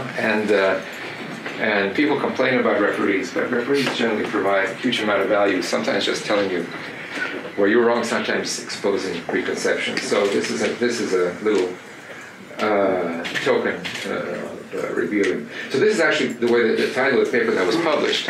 The word truth went out. The paper was published as a solution to a single question crowd wisdom problem. And I think actually, if it was in German, it would be one word, you can imagine. A single question, crowd wisdom problem solution. And then it would be a 35-character German title, one word. And that's all true. Okay, so we said that there's a method that society needs to find answers to questions like this. It needs to aggregate information from lots of people about questions like this, and gave several examples in the draft. One example is a question, what is the probability that mankind will survive until the year 2100? And there's a book written our last century by Rees, who's a royal astronomer in the UK, with this title. And it's important, you know, for various reasons for us to know this. And the referee said, I cannot imagine, this is the reviewer's comment, I cannot imagine that this event has a probability, let alone that there is one true or best probability. So it was actually pushing back on the idea that a question like that is really, that you can propose a method that will settle on the best answer. The other example we had was a counterfactual historical question. The question is, had nuclear weapons not been used, World War II would most likely have continued for another, and then you were given three options. And this was presented as something you might show to a survey of historians, let's say. One option, 3 months or less. Another option is between 3 and 12 months. Third option is a year or more. And I mean, these are intensely practical questions. If you are a policymaker, you need to know answers to questions of this type. Especially in policy, you need to know answers to counterfactuals. That is, what would have happened if the stimulus in economics would have been larger or smaller? What would have happened? There was actually a survey underway, a completed survey, asking what would have happened, different scenarios to non-intervention in Syria, for instance. Like, let's say, rolling back maybe half dozen years. had Obama not done X, Y, Z, what would have been the counterfactual scenario? So this is the type of thing that's important to have some notion of what a reasonable answer is. And the referee said, question C is even more problematic. It is pure counterfactual speculation. Almost by definition, there cannot be a true answer. So the pushback here is that there are people who discuss this, but not in science. Basically, this is in the departments that are the soft departments, or even worse, like pundits and things like that. And I think what the reviewer was saying is it was expressing really a verificationist stance, which is science is about things that can be verified, things that can't be verified is outside of science. Okay. But as a practical matter, we need to somehow, communities need to discuss these questions and attempt to find a consensus if an action is required. And that's where crowd wisdom comes in. So crowd wisdom is the notion that there is more information in a collective, in a group of people than in a single individual. And that is almost by definition true, because there's more information in this room than in any single person in this room. But the trick, of course, is how to combine the information, and that's the problem. Now, so the word truth went out, and we said, surely there's the best answer. So let me say a little bit about wisdom of the crowd. The idea itself is very old, and it has two historical anchors. One is Condorcet, and the two anchors are actually a nice contrast, French rationalism and British empiricism, because the first one, Condorcet, was just a theorem, and the second one by Galton was just a study, empirical study. So Condorcet proved, essentially, made a statistical argument that if each person has at least a 50% chance of being correct on a binary question, then if you ask enough people and they give you their honest opinions, you're guaranteed to get the right answer. So this is just a large number argument, plus each person being independent. So if each person is flipping a coin that's biased independently with a large enough sample, you will know the bias of the coin for sure. And then there was Galton's famous paper published in 2007 in Nature, where which is really worth reading and rereading. It actually took up it was truly a letter. Today, the letter to Nature, they're still letters, but they're not letters. But it was truly a letter, and it reported a result of a study where several hundred people judged the weight of the amount of meat that would be produced by a slaughtered animal. And he found that the median estimate, not the mean in the original paper, the median estimate was uncannily accurate. And he wrote the paper as a test of democracy, hoping, I don't know how sincere the hope was to disprove democracy. This was written in 1907. But sadly, he said democracy works, and he defended then, or not defended, but he said the median estimate is the only one that would not be condemned as too low or too high by a majority of the voters. So this was an empirical test of Condorcet. And then another comment that the whole wisdom of crowds movement has a sort of a libertarian anti-elitist. I think it's fueled by two things. One, of course, is technology, because technology makes voting much simpler and easier. The other is a sort of idea that we don't need elites. It's really an anti-elitist, and I've noticed just anecdotally some of the, at least in the U.S., there is a libertarian quality to some of the people who are pushing this. So.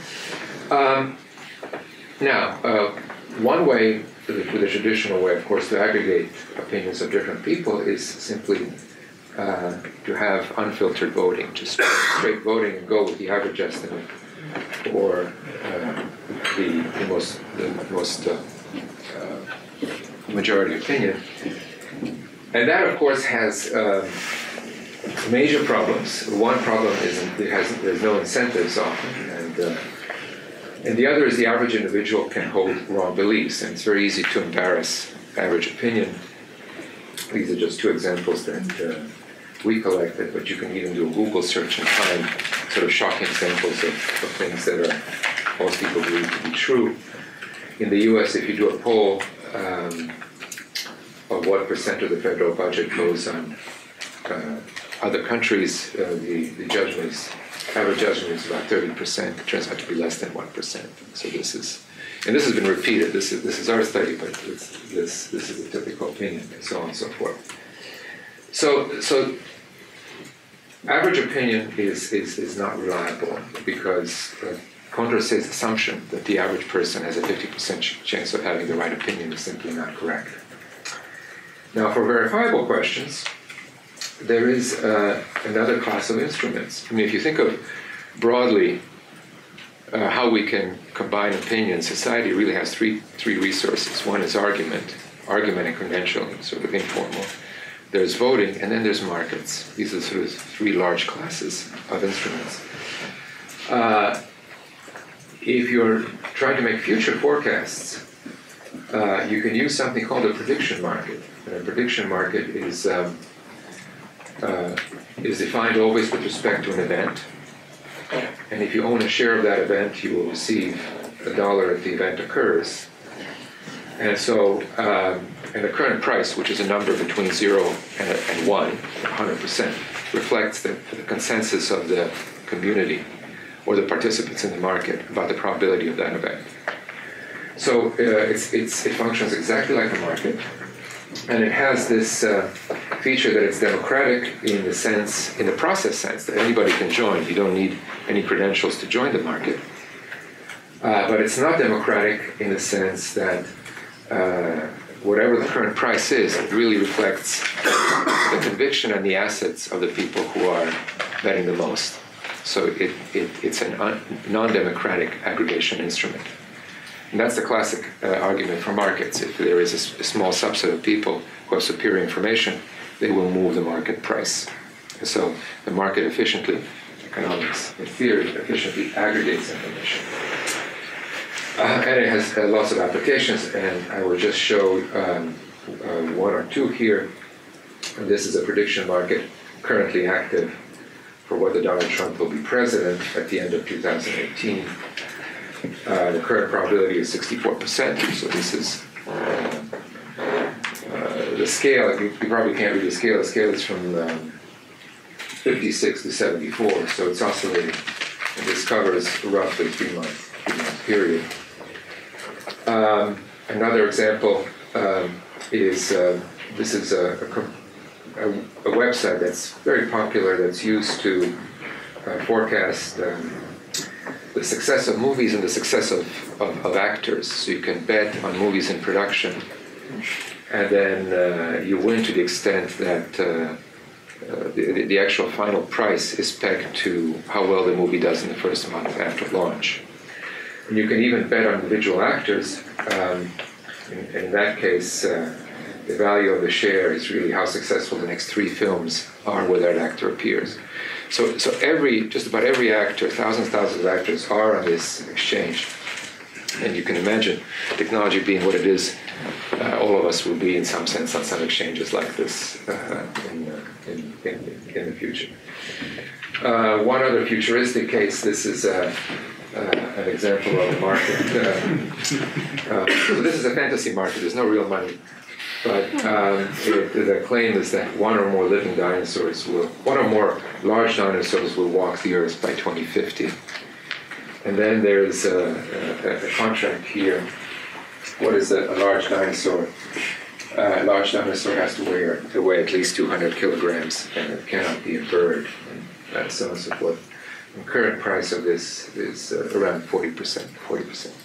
So now I mentioned this because let's suppose they deliver a 100-kilogram dinosaur. Well, a 100-kilogram dinosaur is not. If you bought a share of this, you would not get money because it has to be And shows you the main limitation of markets is that markets cannot be defined with respect to non-verifiable. There has to be a verifiable event. So when we have non-verifiable events, we have to resort to other methods. We're going to skip this. So this is then the paper was, for us, good news. The paper was published, was actually featured on the cover of in January. And one of the main illustrations that we'll see in a second use art. A solution to single question crowd wasn't problem. And here's the main idea. The main idea is that you need to ask the crowd essentially to reflect on its own information, to make a prediction about what it knows. So concretely, it means that each person not only has to vote or provide an estimate, but has to also make a prediction of what will be the distribution of votes or the distribution of estimates. So it asks for a second order judgment, primary judgment about your opinion, and a secondary judgment about what the distribution of information is in the crowd.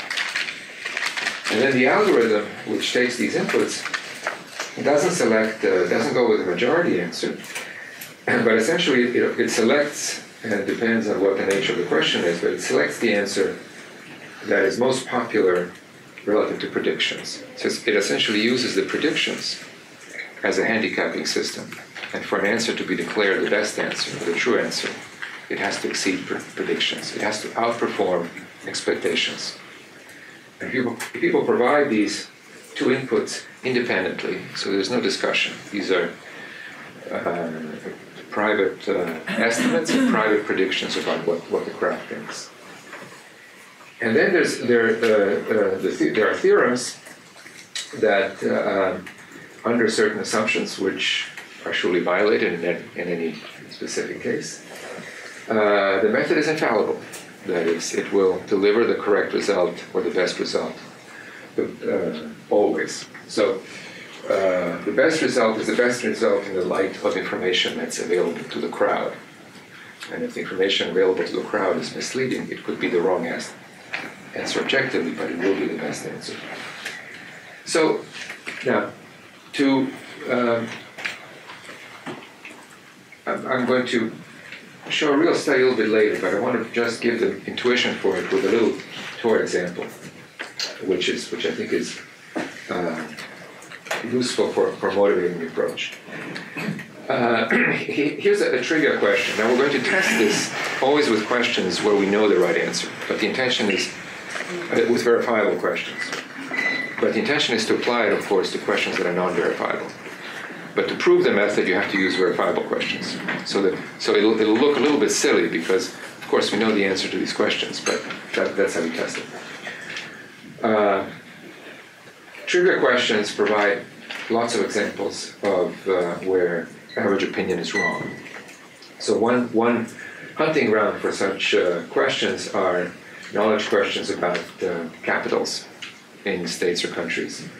So if you ask, let's say, this is a survey in the U.S.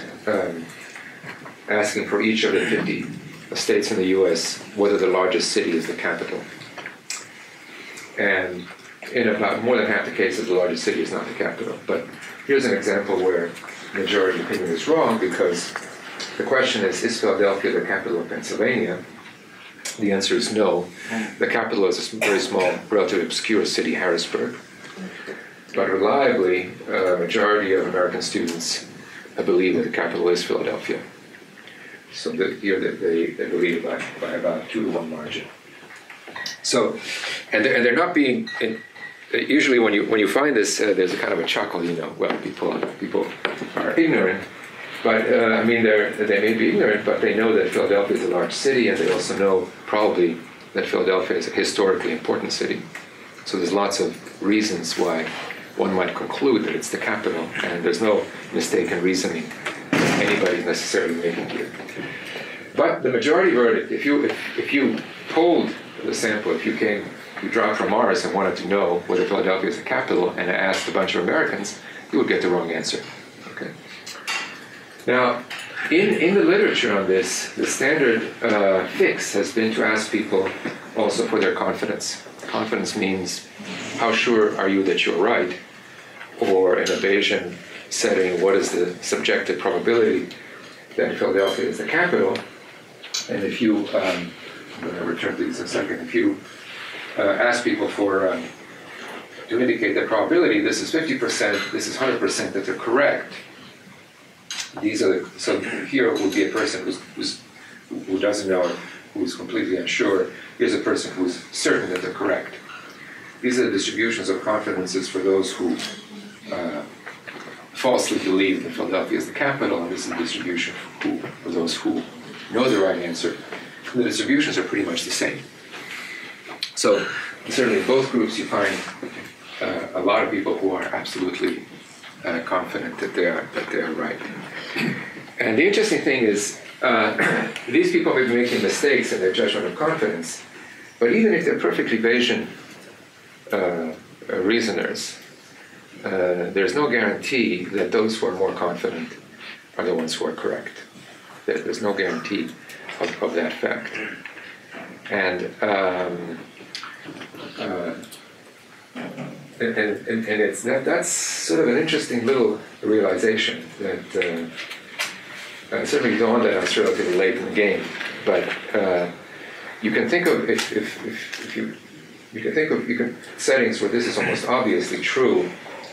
Like if I ask you, what is the probability of nuclear war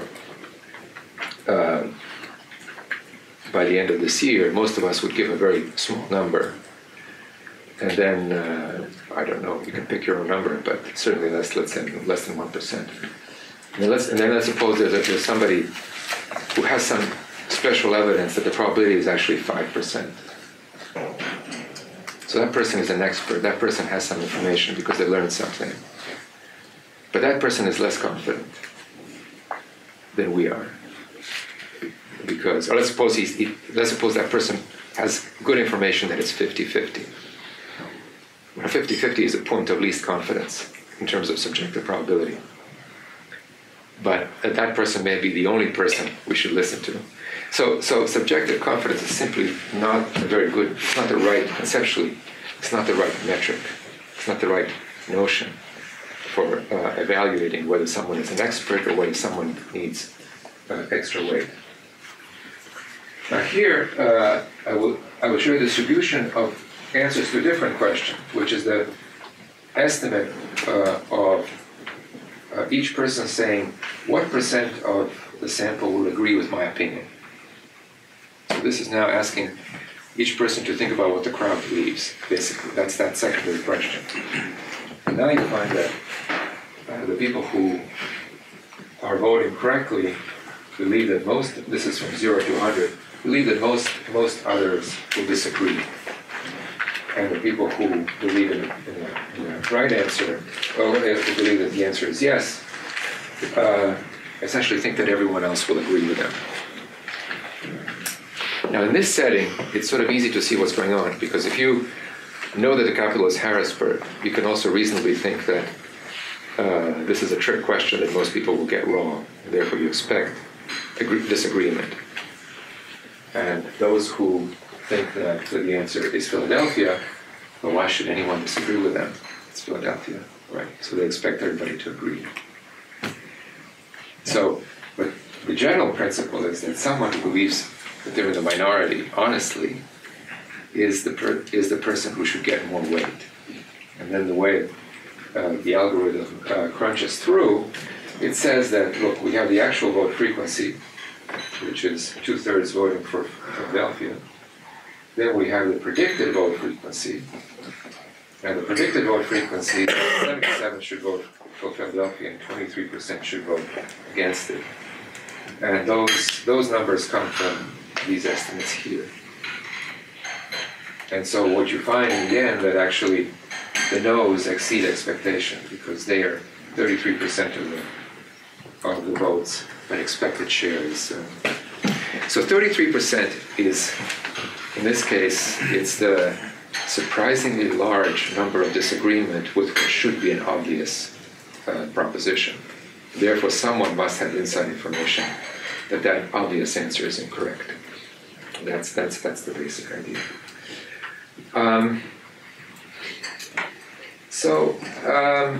Now this is. I have about how many minutes? 5 minutes. 5 minutes. Okay. This is the hardest part here. This is boiling down what is essentially a theorem into a syllogism that Aristotle would understand, let's say. The theorem goes like this. Let's suppose you're a person who is wondering, whether they should go with a surprisingly popular answer. But you don't know whether Philadelphia is the capital. You should reason like this. Well, if Philadelphia is the capital, then most everybody would believe it. And let's say you write down a number for what you think. So you're thinking now hypothetically. And you have to, if I ask you, if you don't know whether Philadelphia is a capital, and I ask you to predict how many people will endorse that proposition, you have to think of possible worlds. You have to think of two possible worlds. One where it is, and one where it's not. And what will people believe in each of those possible worlds? So that prediction actually puts a cognitive requirement on you, which is to think of counterfactual worlds, right then and there. So David Lewis would like this because it says, these little innocent questions assume people can think this way. If Philadelphia is not the capital, then fewer people will believe it, surely. Let's say 60%. Therefore, when you predict, your prediction should lie between those two numbers. There's no reason to exceed those boundaries. Then if Philadelphia is the capital, you will observe that 90% is greater than your predicted value, and yes is a surprisingly popular answer. If Philadelphia is not the capital, then no will be the surprisingly popular answer. So the surprisingly popular answer is correct. So that's the syllogism.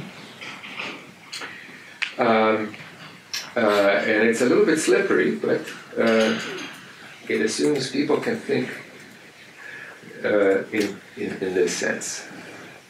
So I will end with 1.5 illustrations. I'll skip this one. This is the art illustration. And then I had philosophy illustration, the last one, actually. And the art illustration is the evaluation of paintings by experts and non-experts. The paintings are all contemporary. They're all 20th century. This is what the subjects knew. And the critical question we asked them lots of questions, but the critical question to focus on, we asked them to estimate the market price, which we know. And we're going to dichotomize that market price in a single judgment, whether it's worth more than 30,000, current market price. So you can test these are the ones used in the study. You can test yourself on this pair. So this one is yes, it's worth more than 30,000. That one is no, it's worth less than 30,000. What about these? 17 million. That one's worth $89. Different artists. Well, they're both worth. This one actually was featured in the paper, Christopher Wool. This one is worth since the time of the study, this went double, triple in price. And so this one is yes, worth more than 30,000, no, worth less, and so on. So here's the data, and I think this relates to Mendelian intelligence. Let's just look at this data, and I have to explain how to read this chart. Right? I think it's a very nice chart. This is the actual market value of paintings, and each line tells you the probability on a scale of 0 to 100 that an individual will rate a painting as worth more than 30,000 as a function of its actual market value. So this is a logistic regression. Okay? So it says that if a person was infallible, then for all of these paintings the probability would be 0. At 30,000, it would go up to 100%. So essentially the slope of this line tells you how, the steeper the slope, the more discrimination a judge has. If the slope is flat, then the person is incompetent completely. So you see, this is the art professionals, and most of them are competent, but there's a few that are should be fired. This is not all in galleries. And these are MIT students who have testified that they've never taken an art course. And most are incompetent completely, but there's at least 3 or 4 that are almost in this category here for some reason. So what do we see? We see that each person, well, apart from the level of competence, each person is biased towards saying no, painting is not worth 30,000. Crucial thing is that this is not a bias necessarily. It could be that they're using base rates. They know something, they see the painting. If they don't recognize it, most paintings are not worth 30,000 or more. It's a safer judgment to say no. And in fact, on an individual level, this is totally rational. You're incorporating your own information with your prior about the base rates. So individuals are conservative appropriately. What that means is that if you take a painting that's worth 220,000, most people will give, there's a very small probability that any single individual will actually say it's worth more than 30. Now, if you take this panel and you aggregate opinions, the blue line is the majority vote. And the majority vote is hugely biased. The majority vote will almost never say that a painting is worth more than 30,000. And this is a case. This is a complete negative inversion of the Mandevillian principle, because individuals are rational and conservative, but the crowd is irrational. What you would do here is you would tell these judges, if you're going to use a majority vote principle, then you would tell the judges, go on a limb. If there's even a slightest chance this is worth more than 30,000, say it's worth more than 30,000, because the majority opinion rule is actually makes the crowd stupider in some sense, because in individual incorporation of base rates is multiplied for each individual, and it actually shouldn't be multiplied. Now, if you take the surprisingly popular principle, you eliminate this, and it's essentially unbiased. Okay, now I promised a little bit about this last slide. The philosophy profession did something which is remarkable, which I think actually economists should do. But there is a paper, I think the paper is published now, but we became aware of it when it was still a working paper, by David Bourget and David Chalmers, the consciousness fellow, where they surveyed the whole profession, and they got an incredible response rate. I think it's like 600, I think, or maybe 1,000 philosophers. And what the survey consisted was 30 disputed theses in philosophy, your opinion, and what you think the profession thinks. Okay? So they asked that secondary question, what does the profession think is the correct answer? And so you can play this game. If you want to know what is the current best answer to the disputed thesis in philosophy, you can find them in this paper by Bourget and Chalmers. And for instance, the question is the mind, are you a physicalist or a non-physicalist? And you find that the actual distribution of votes is 56% for physicalism, 27% for non-physicalism. But the predicted distribution of votes would favor more physicalism. So non-physicalists would win on this argument, because there's closet non-physicalists out there. The same is true for closet objective aesthetic valuists, whatever they are. So there's a feeling that the profession believes that aesthetic value is subjective, but there's a surprisingly large minority in favor of the other point of view. So this is the only known instance of the profession reflecting on a philosophy crowd wisdom. And I don't know, I haven't been in touch, I don't know what motivated them to do this, but it's an interesting exercise. So that's it.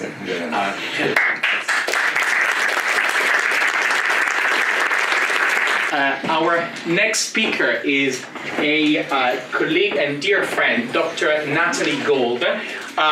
Well, I've known Natalie for a few years now, and what she's done, we have similar interests, especially we've done some work on collective intentionality, and Natalie especially on team reasoning. But today, I'd like to introduce Natalie in a kind of different capacity, because Natalie, I think, is a living example of a great, strong, analytic philosopher who at some point wants to do some work, get real, and do some work, especially in the policy world. So now Natalie is working for Public Health England. She still has an affiliation with King's College, London. But in a way, she crossed the line, and she's in another world now. And today, I think she will tell us a bit about her new role and the work she's doing on outsourcing intelligence. Thank you very much, Mattia. So Mattia said really that before I begin, I should maybe tell people a little bit about my background. So I guess I've been interdisciplinary the whole way back, and actually I wasn't even officially originally a philosopher. So my background was positive philosophy and economics. And my PhD, which was officially economics, but included some philosophical foundations of economics, modelling, and some experiments. And I ran through some interdisciplinary postdocs to end up with a position in the philosophy department, where, as Mattia said, I did some stuff on team reasoning, which, as I was discussing with Sonia, also has a connection to intelligence. But I do still have a philosophy hat, and I have affiliations at King's and Oxford, but I also work at Public Health England doing behavioural science stuff, and Mattia specifically said, can you come and talk about what you're doing at Public Health England? So what I'm going to talk about is, where I'm part of the Behavioural Insights team, this is our team, sort of how we use behavioural insights to improve health, but also use that to think a little bit about intelligence and what it means to be intelligent. And also I picked up a word from Paul earlier, well, intelligent choices. And I was thinking, that anyone philosophical in the audience is going to think I'm bouncing around a little bit, and how am I going to use intelligence? I'm not going to define it very carefully, but I'm actually going to use some of what Paul said to define intelligent choices as well as intelligence later on. So what do we do at Public Health England? We use behavioural insights to improve the public health. What's behavioural insights? Basically, it means we draw on lots of findings from the literature on behavioural science to help people make better choices, or, as I'd like to say, intelligent choices, which Paul really helpfully defined earlier as being kind of appropriate choices, ones that are adapted to the environment. And so what I want to do first is tell you a little bit of kind of the theory that it's based on. Then I'm going to tell you a few sort of tests that we've done. So it's behavioural science, so there is an element of experiments and seeing whether the changes we suggest making actually get results. And I'm going to kind of very briefly at the end come back and reflect on what this all means for intelligence. And I'm not going to spend any philosophical energy on carefully defining intelligence, but I'm kind of thinking of intelligence at the moment in a very common sense way. It's the kind of thing you do on intelligence tests, that kind of conscious problem solving that, as psychologists would say, takes up sort of the working memory, space in our working memory. I want to reflect a little bit about whether that's really going to be the best way to get us, as it were, intelligent choices, intelligent outcomes. Right. So, I'm going to tell you a little bit about behavioural insights approach.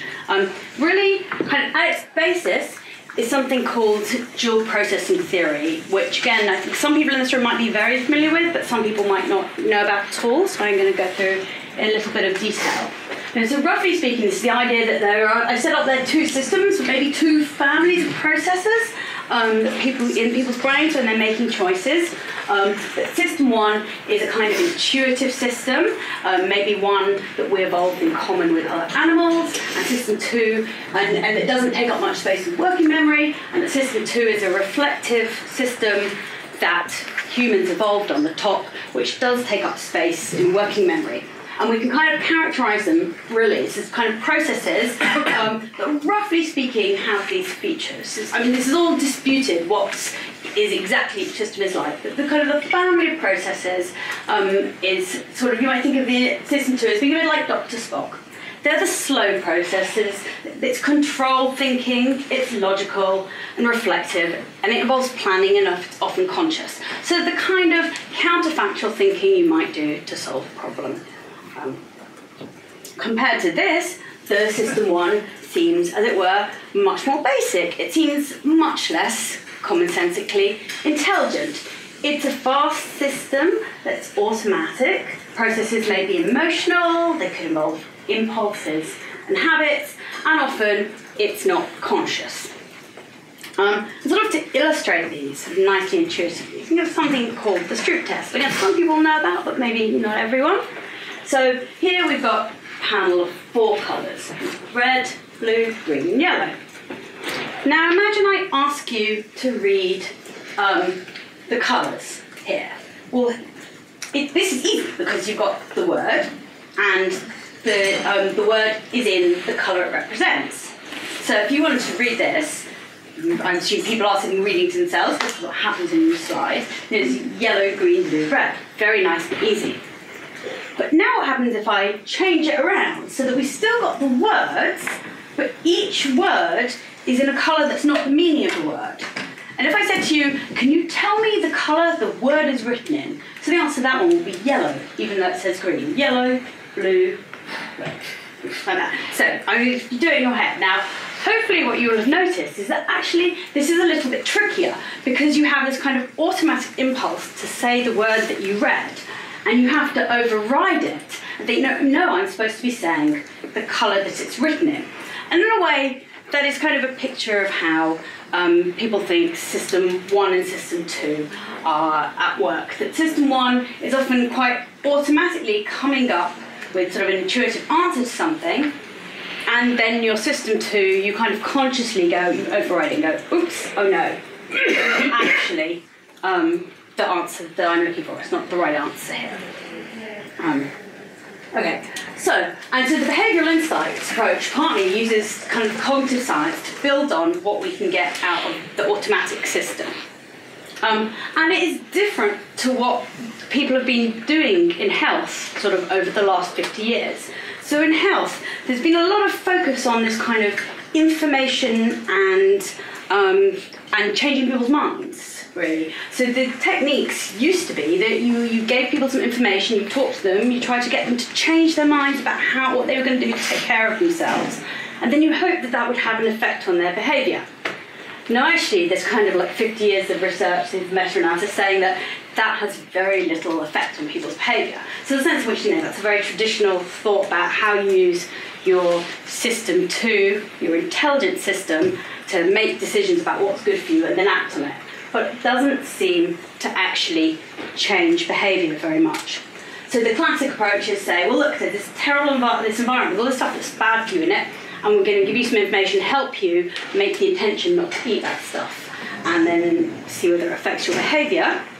Whereas behavioural insights approach might be more about, well, how can we restructure the environment so in a way that's going to make you not want to eat the junk food?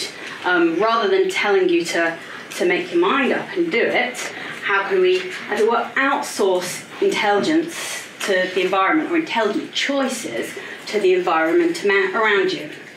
And this kind of little mnemonic we sometimes use about some of the techniques that you can do for that. I mean, most strikingly, make it easy. So when there's even a little cost or a little difficulty to doing something, that often makes people less likely to do it. Make things attractive, people go for what kind of stands out at them. Make it social, often people care about what other people are doing. I'm actually going to have very little to say about that in this talk. Make it timely, do it at the right point when it will actually have an effect on their actions. So I'm going to give you a couple of examples of things that the team has done.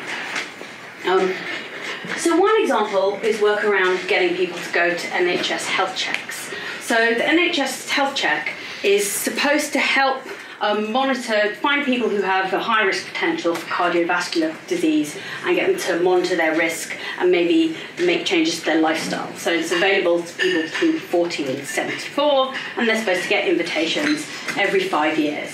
And actually, there's a very low take-up rate. So we know from the screening literature that it's possible to get take-up rates for screening programs of up to 75%, but currently the health check is kind of struggling at around 50%. And basically, we would like more people to go to them because it basically improves people's health and both saves the NHS money and helps people by catching disease earlier and getting them to do something about it. And so what the team did here was take the standard invitation letter and revamp it in various ways. So one thing you're going to notice is that's much shorter, it's much easier for people to see what the information is. Other things we did, at the bottom of the invitation is a little tear-off slip where people could write what date and time their appointment was and put it somewhere they could see it. This was somewhat based on ideas by Goldwitzer of implementation intentions, the idea that if you make a very specific plan in advance, you're more likely to take the action. So an example in his papers was going to vote. If you ask someone, will they vote, good chance they wouldn't. But if you say, oh great, you're going to vote, when are you going to vote, who are you going to vote with, what date, what time, who are you going with, then they're more likely to go. So the idea is, get people to make a specific plan. And also they were sent text messages, primers that they were going to get a health letter, and then a reminder of their appointments. It's kind of make it timely, catch people at the right point. And what we found in the borough we were working with was an increase in take-up rate from 18% with the standard letter to 30%, which is pretty large. And I'm going to say there's going to be nothing like confidence intervals on any of these graphs, but they're all significant. So by revising the letter that people got and giving them some messages, you can make them more likely to go to their health check. And actually, similarly, there's some other stuff in the literature. It's not a one-off result. We all know replication crisis. There's some stuff in the literature by Milkman on flu vaccinations. Similarly, if instead of just giving them the time of the clinic, you also let people make a plan, one condition, they were asked to put the date in. The other condition, they were asked to put the dates and time in. And again, you discovered that the increase in flu vaccinations went up from basically 33% to 35% with the date, 37% with the date and time. These are all significant. Certainly that is a meaningful difference. And if you think about NHS, which is, a massive creature serving millions of people and a budget of millions, billions, not enough anyway, it's all going to crash this winter. 5% improvement in the NHS is actually a pretty big thing. Okay, so another thing we did was around getting people to buy healthier food and drink items. So this happened across 3 NHS hospital food outlets. In one of them, there was a deal on water. So the first one, there was also some fiddling around with the price mechanism, which in some ways is kind of behavioural science. Prefer not to, because a lot of this is about what you can do without changing the incentive structure. It's true they lowered the price of salad, also did a 2-for-1 on water, but as well as possible price change, that kind of 2-for-1 thing is kind of attracts people's attention, even if they were 50p each beforehand. If you then say 2 for £1, put a big gold star, people look at it. Move fruit and veg to the entrance. In another location, they moved fruit, veg and water to the entrance, and junk food made it less visible, and further, well, not only less visible, but it's going to be less convenient. And in the third place, they made the water more visible and the highly calorific and very bad for your teeth soft drinks less visible. So it was really all about making things attractive and easy. That's just what I said. And as a result, there's an increase in sales of water. Then there's a decrease, so the sales of water went up by 22 bottles a day, and the total water sales went up by 12%. They managed to decrease confectionery sales and increase water and fruit sales at the second site, but didn't have any effect on crisps. And in the third site, there's a reduction on average of 14 calories per drink. So what's happened in all these cases is we've done what in the lingo is sometimes called changing the choice architecture, basically changing the environment. Instead of asking people, do you want to make a decision to go to a health check or to eat healthily, so we can change the environment to help people make better choices. And in fact, this is very associated with a kind of movement or philosophy called nudge. And in that kind of movement or philosophy, actually often what's happening is the government or the social planner is improving the environment to help people make better choices. And to an extent, that's actually exactly what's been happening in the public in the behavioural insights team in Public Health England. To some extent, this is the government that is deciding that we can change the environment and therefore get people to make better health choices. But actually, I'm going to suggest to you that these are also things that a person might want to do for themselves or be able to do for themselves as ways of realising their own goals. And so, we did lots of work, and I actually chose those two examples for very particular reasons. So one thought is the stuff about commitment. So you might take my health check example. Putting a tear-off slip at the bottom of the letter isn't, in some sense, changing people's preferences. You might think one thing that is happening is maybe changing people's preferences, but other things that are happening are helping people to act in order to achieve their preferences. So I really want to think here about how these techniques can help you to act to achieve your preferences. And certainly in that health check example, it seems quite unlikely that putting a commitment slip at the bottom of an invitation changed people's preference about whether to have a health check or not. What it actually seems to have done, I would argue, is to have helped some people who wanted to have a health check to actually get themselves there. But this isn't something you need a government or a social plan to do.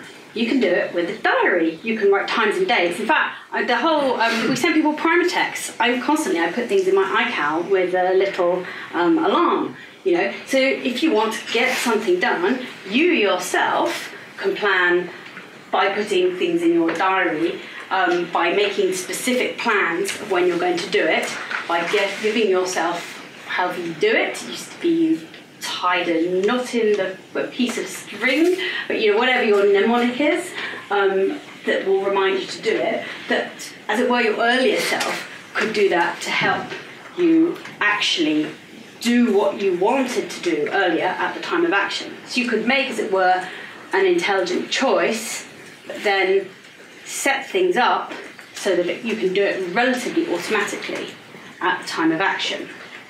Similarly, the kind of food and drink example, I think it may well be that mucking around with where the food and drink is in our hospital canteen does affect people's preferences about what they want to drink right there and then, if they go in and they're uncertain. But it's also indisputable that there are a lot of people who would like to eat and drink a bit better than they actually do, and who may be looking for ways in which they can achieve it. So one of the sort of key things that we were doing in those hospital environments was thinking about making unhealthy stuff less available than healthy stuff. And again, this is exactly the sort of thing that anyone can do for themselves at home. You keep your crisps and your chocolate locked in a cabinet or somewhere where it's that little bit extra bit of effort to reach it, and you keep the fruit and the healthy snacks around within reach. Then you can set up your environment in order to help yourself make a better choice, a healthier choice, a more intelligent choice even. This is an example. It's not something we did, but it's certainly something we're in discussions about, but something that can also be done at home. It's about smaller plate sizes. Actually, historically, the size of crockery and glassware has been going up and up and up. If you look at what people drank out of 100 years ago, they seem to drink out of thimbles. And actually, the research now shows that this sizing of our plates and our glassware may actually be having an effect on what people eat. Partly there may be a psychological component of satiety, but also the sizings tell you something about what you're expected to eat. And if you look in the academic literature, there was a nice experiment where they took people to a Chinese buffet and they gave them plates. And people who were given larger plates served themselves more food. They also ate more, but then they wasted more that was on their plate as well. So if you have larger plates, you'll probably eat more. And again, that's something that, yeah, okay, so the government is now interested in talking to food manufacturers about decreasing the size of portions of ready meals, but equally, doesn't have to be about the government, doesn't have to be about the social planner. At home, you can serve yourself on a smaller plate, and you may find that you eat less. Okay, so this is where I come and make some very speculative and ill-thought-through remarks on intelligence that people can ask questions about or come up in panel discussions later. So, as I said earlier, there's a kind of common sense idea of intelligence where it's about sort of conscious problem solving. But actually it seems that if what you're thinking about is intelligent choices or intelligent outcomes, you might do very well to outsource your intelligence to the environment, to structure your environment to make a better choice. But that's not to imply that I don't think that there's any role for, as it were, problem-solving intelligence. It's still sort of implicated, because if you're doing it for yourself, at some point you have to kind of make the decision about what you want to do and fix up your environment to make yourself more likely to do it. So there still is this kind of problem-solving aspect. You probably have to do some counterfactual thinking to think, well, if I set up the environment, I'll get the outcomes I want, and if I don't, I may not. But then later on, at the time of choice, what your problem-solving self is doing is using your automatic systems, sourcing the intelligence to the automatic systems at point of action in order to make what we might broadly think of as intelligent choices, both sort of in the sense that Paul define it as in kind of appropriate choices, but also a lot of things I've been talking about, like going to a health check or losing weight, they're things we broadly think are good, they're things people broadly want to do. So this is where I start to get handy about what intelligence is. But, you know, imagine that you want to make that sort of thing that we might think of as an intelligent choice. You might discover that the best thing to do is to outsource your intelligence to the environment in order to do it.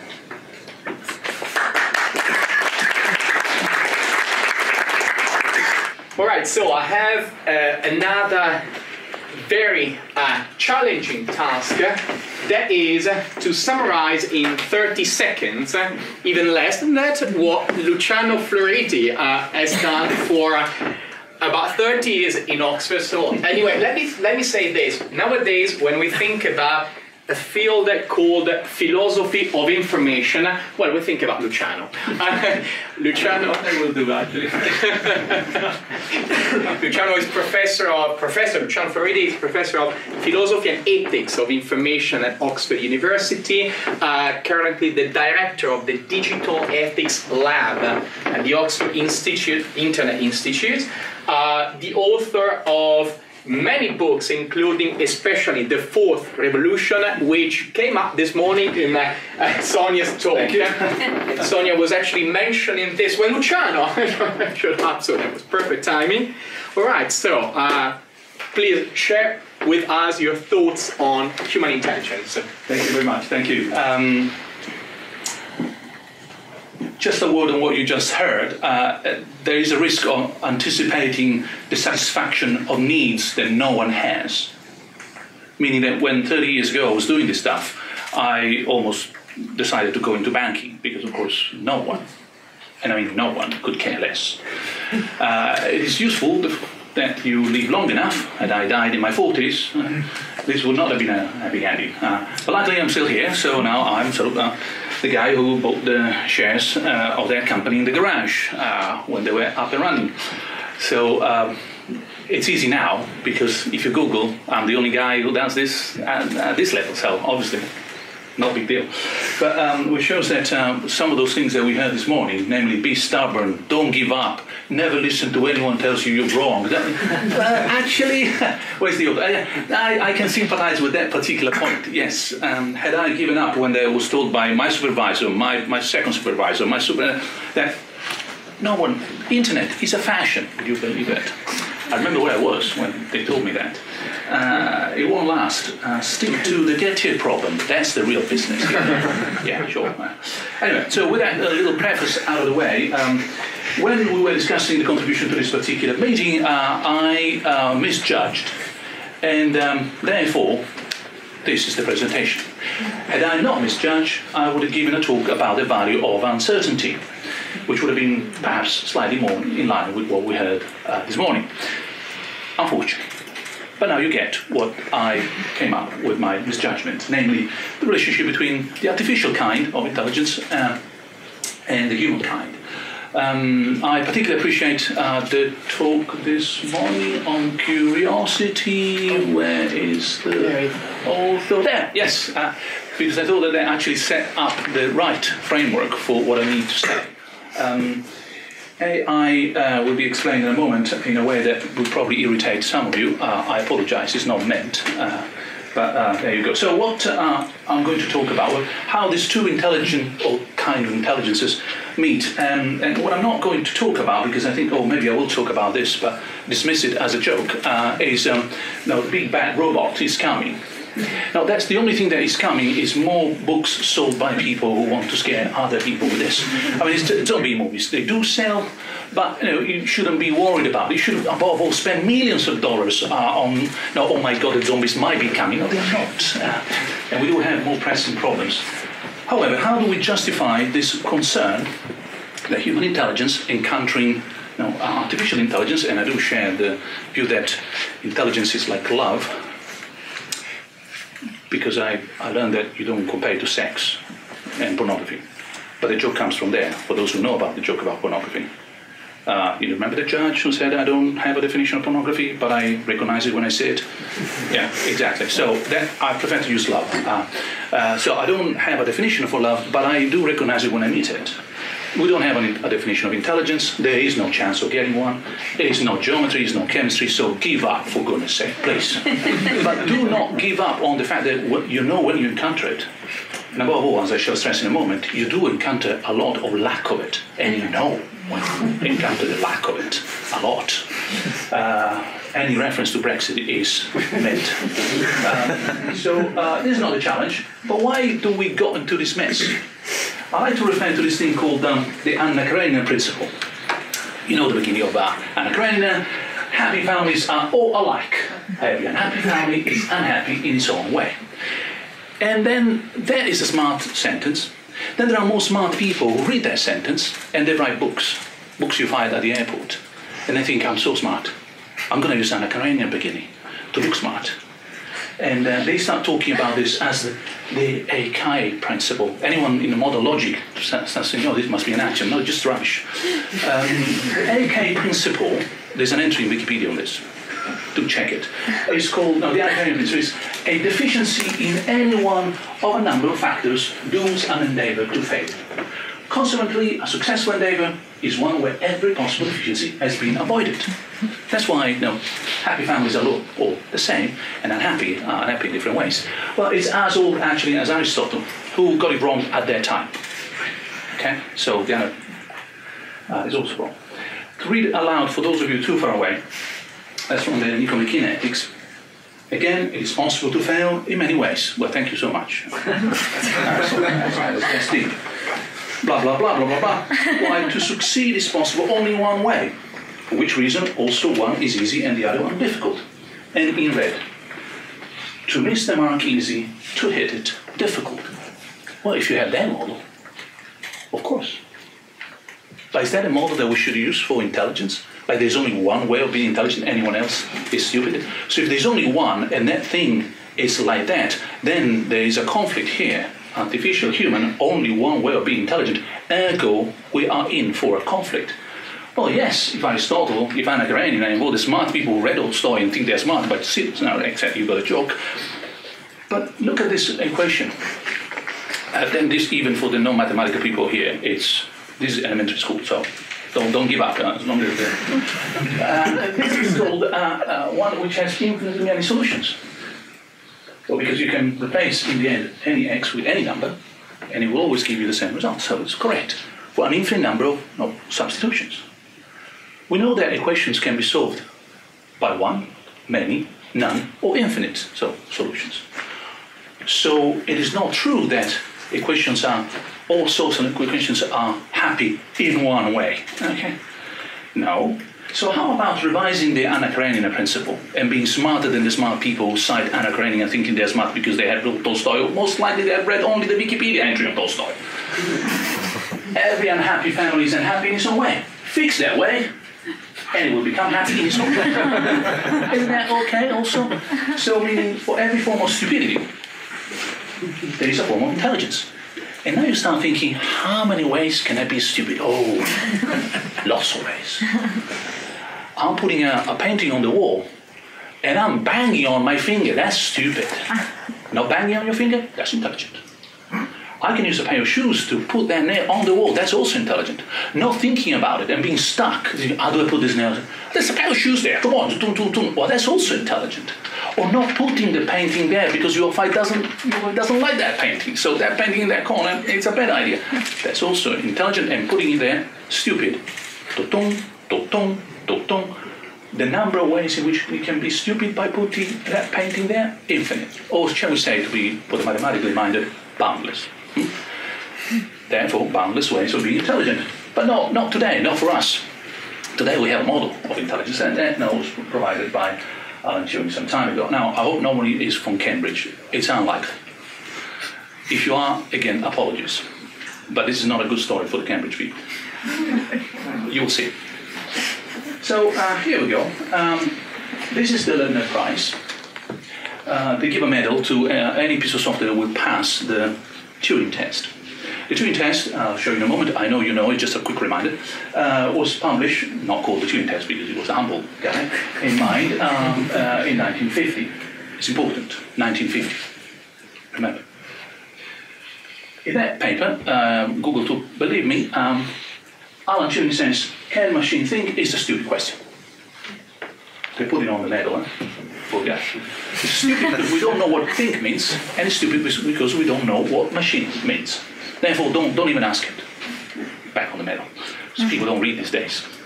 It does mention can machine think in a radio BBC program in another context. And so it goes on saying, oh, that's why we need a test. 1950. The test, I know you know, so it's very quick. This is you, this is the computer, this is someone else, female, other reasons not for today. If you ask questions, and 70% of the times, in 5 minutes, you do not know who is who, well, the machine has passed the test. It's as good as, so to speak, the other person there. So do we have machines passing that test? Well, Alan Turing, and that's where Cambridge becomes embarrassing, said the machines will pass the test by 2000. Why 2000? Of all numbers. Well, because nature has given us 5 incomes. And 1950 plus 50 years, that makes 2000. That's how they do science in Cambridge. It's not the only case. In 2018, that's Eric Schmidt, machines will pass the Turing test. That's next year. It's coming. Anyone guessing when he said that? Please not 2013. Please not, because that's 5 fingers. 2028. This is another sort of guru. And Kurzweil. And he said, oh, no, it's going to be 2028. Why? Well, that's not 5 fingers. No, but it will turn 80 in 2028. That's how they do science over there, the other side. So by the time I turn 80, machines will pass it. But the best is 2115. Guess when he said that? No, please not. Of course. Hence 100 years. And therefore in 100 years it will pass, because you will not be there. I will not be there. No one will be there to say, wrong, man. Okay, so this is what is actually working today. Last time the Leibniz Prize came to the UK, we were in Reading, and I was one of the judges. The only thing that didn't pass the Turing test was the BBC journalist who kept asking yes/no questions to the machine. Unbelievable. And she was screaming at some point, she says, do you like ice cream? Yes, no. Oh my God, it's passing the Turing test. No, I know how to do it. I'll go the next one is going to be a real killer. Do you believe in God? Yes, no. It passed the Turing test. No, you didn't pass the Turing test. If you ask yes, no, that would be just a coin. Any metrics will fall. So this is the Turing test, the real thing today. The car could not fit in the parking space because it was too small. What was too small? It doesn't take a genius, eh? Okay, the car didn't fit, balls too small. I'm not a walking encyclopedia, you know. No, what I know is that you're a computer. The truth is that the other way around. We are being asked to prove that we are not a robot on a daily basis, and we think that that's normal. It wasn't normal for our grandparents. And of course, no, you were very happy when you say your parents. Well done, because you click on that particular corner. So what's the real challenge today? Not all that funny stuff, but the governance of the digital. In other words, how we merge these two forms of intelligence. Why do we have this problem? Because the digital, and I won't entertain you on this many derivations of what that means, but it's cutting and pasting, gluing and ungluing things and concepts about things that we have inherited from modernity. For example, localization and presence, they are detached. Or law and territoriality, detached. Consumption and production, attached. In this particular case, artificial intelligence, it's a divorce. It's not a marriage. It's because we are able to have machines that do not need to be intelligent in order to perform successfully that we have this wonderful stuff. Had we been forced to wait until he was intelligent to beat me at chess, I would be winning every day. It's because my iPhone doesn't have to be intelligent that I can't win a single game ever until I lower the standards and I finally go to sleep. So the reason is some research project on artificial intelligence, where this is one of the most amazing pieces of sort of grant writing I've ever seen. I mean, I actually spoke to John McCarthy, who was still alive. He was still laughing, so to speak. I thought we had to put something there, and we thought artificial intelligence. Why not? The present purpose is money making. No, please pay for this workshop. The artificial intelligence problem is taken to be that of making a machine behave in ways that would be called intelligent if a human were so behaving. It's a counterfactual, for goodness sake. No, had that been done by a human, it would have required intelligence. Therefore nothing. The dishwasher does the dishes perfectly fine. If I had to be in instead, no, I better be careful, otherwise my wife will know the difference. So, it's a divorce. Agency, the capacity to perform a task to fulfill a goal, has finally been detached from the need to be intelligent to do those so successfully. So, why is it working? Because we used to be inside a computer, we moved out, and now we're inside again. We live on life, more of us, all connected, all data, etc., and we spend more and more time on the infosphere. It's a space where my algorithms are at home. We're not. We are scuba diving. It's not normal to think that you are the local when in fact everything is digital and the digital interacts with the digital about the digital, and you are an analog, a biological entity. Inevitably, you need tanks, so to speak, to breathe.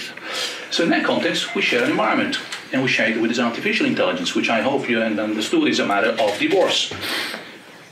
That divorce generates, and I'm finally coming to the actual 12 points that I want to make, one per slide. What are the challenges generated by this huge and fast-growing reservoir of smart agency as a resource? Think of that on tap, and throw that kind of resources at any possible problem you can think of. Oh, there is no, by the way, number of problems you cannot solve using this stuff. Huh? So don't get this out of this room and say, oh, he thinks that there's a limit. No, there's no limit. It's just they do that differently. It's like saying there's no limit to the kind of dishes that my dishwasher can dish and clean and stuff. That's fine. So machines will do more and more and better than us, and it's all perfectly fine. They just do it differently. So we work as interfaces most of the time between A and B. An elevator, a car, or a car and a pump. That is being challenged. The fact that you need something, one of the most sophisticated things ever created by nature in the universe, to put that thing off in the car and back again, and notice there is no other way of doing that on this planet. Or we have robots on Mars. That tells you something about human stupidity, but also about how this is going to be challenged. Of course, there will be other interfaces coming. Work maybe during the Q&A. This is economics as done in the economy department. Assume that, and therefore anything follows. I mean, it's beautiful, totally irrelevant. This is the real world. The same data analyzed by the Ministry of Transport in Finland, saying, oh, maybe we need to take into account legislation. Yeah, Maybe. What do you think? How many trains do you know from here to Oxford and back that have no drivers on it? It's a train. This model is based on the assumption that driverless cars will be moving between Oxford and Oxford. No problem. Yeah, in theory, but surely some legislator will find a way of not making that happening properly, etc. All of this, if you want, later. Dependency is all the way up to 12, so we're free. The dependency means that those who live by the digit will die by the digit. We are relying more and more on this artificial intelligence, or that particular divorce we have enjoying already for some time. Our dependency will be increasingly challenged by the fragility of that intelligence, so to speak. We're not thinking about that carefully enough, and trust me, I do enough policy making with this government, the previous government, Brussels and Washington to know that we're not. Responsibility. When a lot of intelligence is distributed between the human and the artificial, in the sense I explained before, who is responsible for what when something goes wrong? Very unclear. Distributed in that way, a lot of room for bureaucrats to put up their hands up. What's the computer? Democratization, as in distribution, in the computer science sense of democratization, not the political sense. When AI will be something you have in your pocket, what are we going to do with that is open to anyone's guess. The trouble here is that it will also be hugely helpful for organized crime, for example. What's the point of having all that tailor-made, sophisticated ways of stealing your identity when you can do that with an AI? And a piece of cake, actually. It's just a few years away. The impact on the environment, that's where human intelligence should help us to gear the artificial one to save this planet. We don't have many years left. This is something, again, that we, the stupid on this planet, don't want to listen to. But a generation, maybe two, and the game's over. Literally, as in, life would not be the same on this planet if you don't take care of it. So this stuff could be of great help. We could build an alliance between the artificial and the human intelligence, if only. By the way, this is the most recent data. Bottom here is how costly it is to use all this AI digital stuff. Some people, not in the philosophy department normally, but some people remember that it runs on electricity. And this is the advantage. It's another way of saying that you're trying to cure the patient before you kill the patient. It's what happens if anyone has been exposed, as I have been, to people with cancer. You try to kill the cancer before you kill the patient, but the patient is not doing well. So that's the kind of gambit that we are running here. Complexity. I mean, the world will be living more and more in enormous cities, mega cities of a size we have never imagined, with tens of millions of people in it, like the Sao Paulo kind of places of the world. Who's going to handle all that? Well, I hope human intelligence on the loop or in the loop, thanks to artificial intelligence. It's too complex for us. We have been dealing with complexity throughout the history of humanity. So unplugging complexity, that's not the way forward. We need to use more complexity to solve complexity. 8, freedom. Predicting policy is around the corner, and the stuff I cannot tell you too much about, but it's already happening in this country, has been happening for some time in the States. Is the use by the police of AI and large data sets unified to prevent crime and terrorism, hoping that they don't make any mistake. If you know anything about dirty data, bias, etc., you know that the chances of making a mess with that stupid intelligence, the divorce, plus stupid human intelligence on top are enormous. This is not going in favor of flourishing and more freedom. Adaptability. This graph, for those too far, this says $33 billion 2017, and is the programmatic advertising. It's basically what we spend, $33 billion in 2017, to make sure that you see a pair of shoes, not a t-shirt, when you are on the web. It's the very fine, very fast, super expensive fight that anyone has to go through in order to make sure that my advertisements wins and is there for your eyes. That is in terms of handling, nudging, human adaptability. So you can push gently, finally. Remember that drop on the stone? And the stone thinking, oh, it's just a drop. Yeah. Tick, tick, tick. And there's a hole this big in a stone after a few years. So the drop will carve the stone if the stone doesn't realize that the drop is coming relentlessly all the time, endlessly. Brain drain. Well, this is the number of scientists with a corporate affiliation and publications that include an author with a corporate affiliation. They're going up. The difficulty we have, including Oxford, to keep our best graduate students, keep our PhDs and postdocs, is enormous. Not sure about MIT, but we are struggling. Unfortunately, contrary to MIT and other places, we don't yet understand that we have to have joint ventures. If you can't defeat them, join them inevitably. Not yet, but we'll get there one day. Defining intelligence is the penultimate point I want to make. Here, we discussed this during lunchtime with some colleagues, is one of the real traps. By not having a clear sense of what pornography and love is, that's why you don't want to show pornography to kids, because it's something that is the whole thing. Well, that's why maybe we need to be a bit careful not to understand our own intelligence in terms of the stupid divorce stuff that we are going around with. I've been to more than one conference where some really intelligent people describe intelligence as problem solving, full stop, or being able to handle a task successfully, full stop, really. Remember that painting on the wall? That is the way in which we should understand human intelligence. And perhaps also draw a line, as in, I don't know, and that's okay too. No? Exceptionalism. We're almost there, looking at the master of the ceremonies.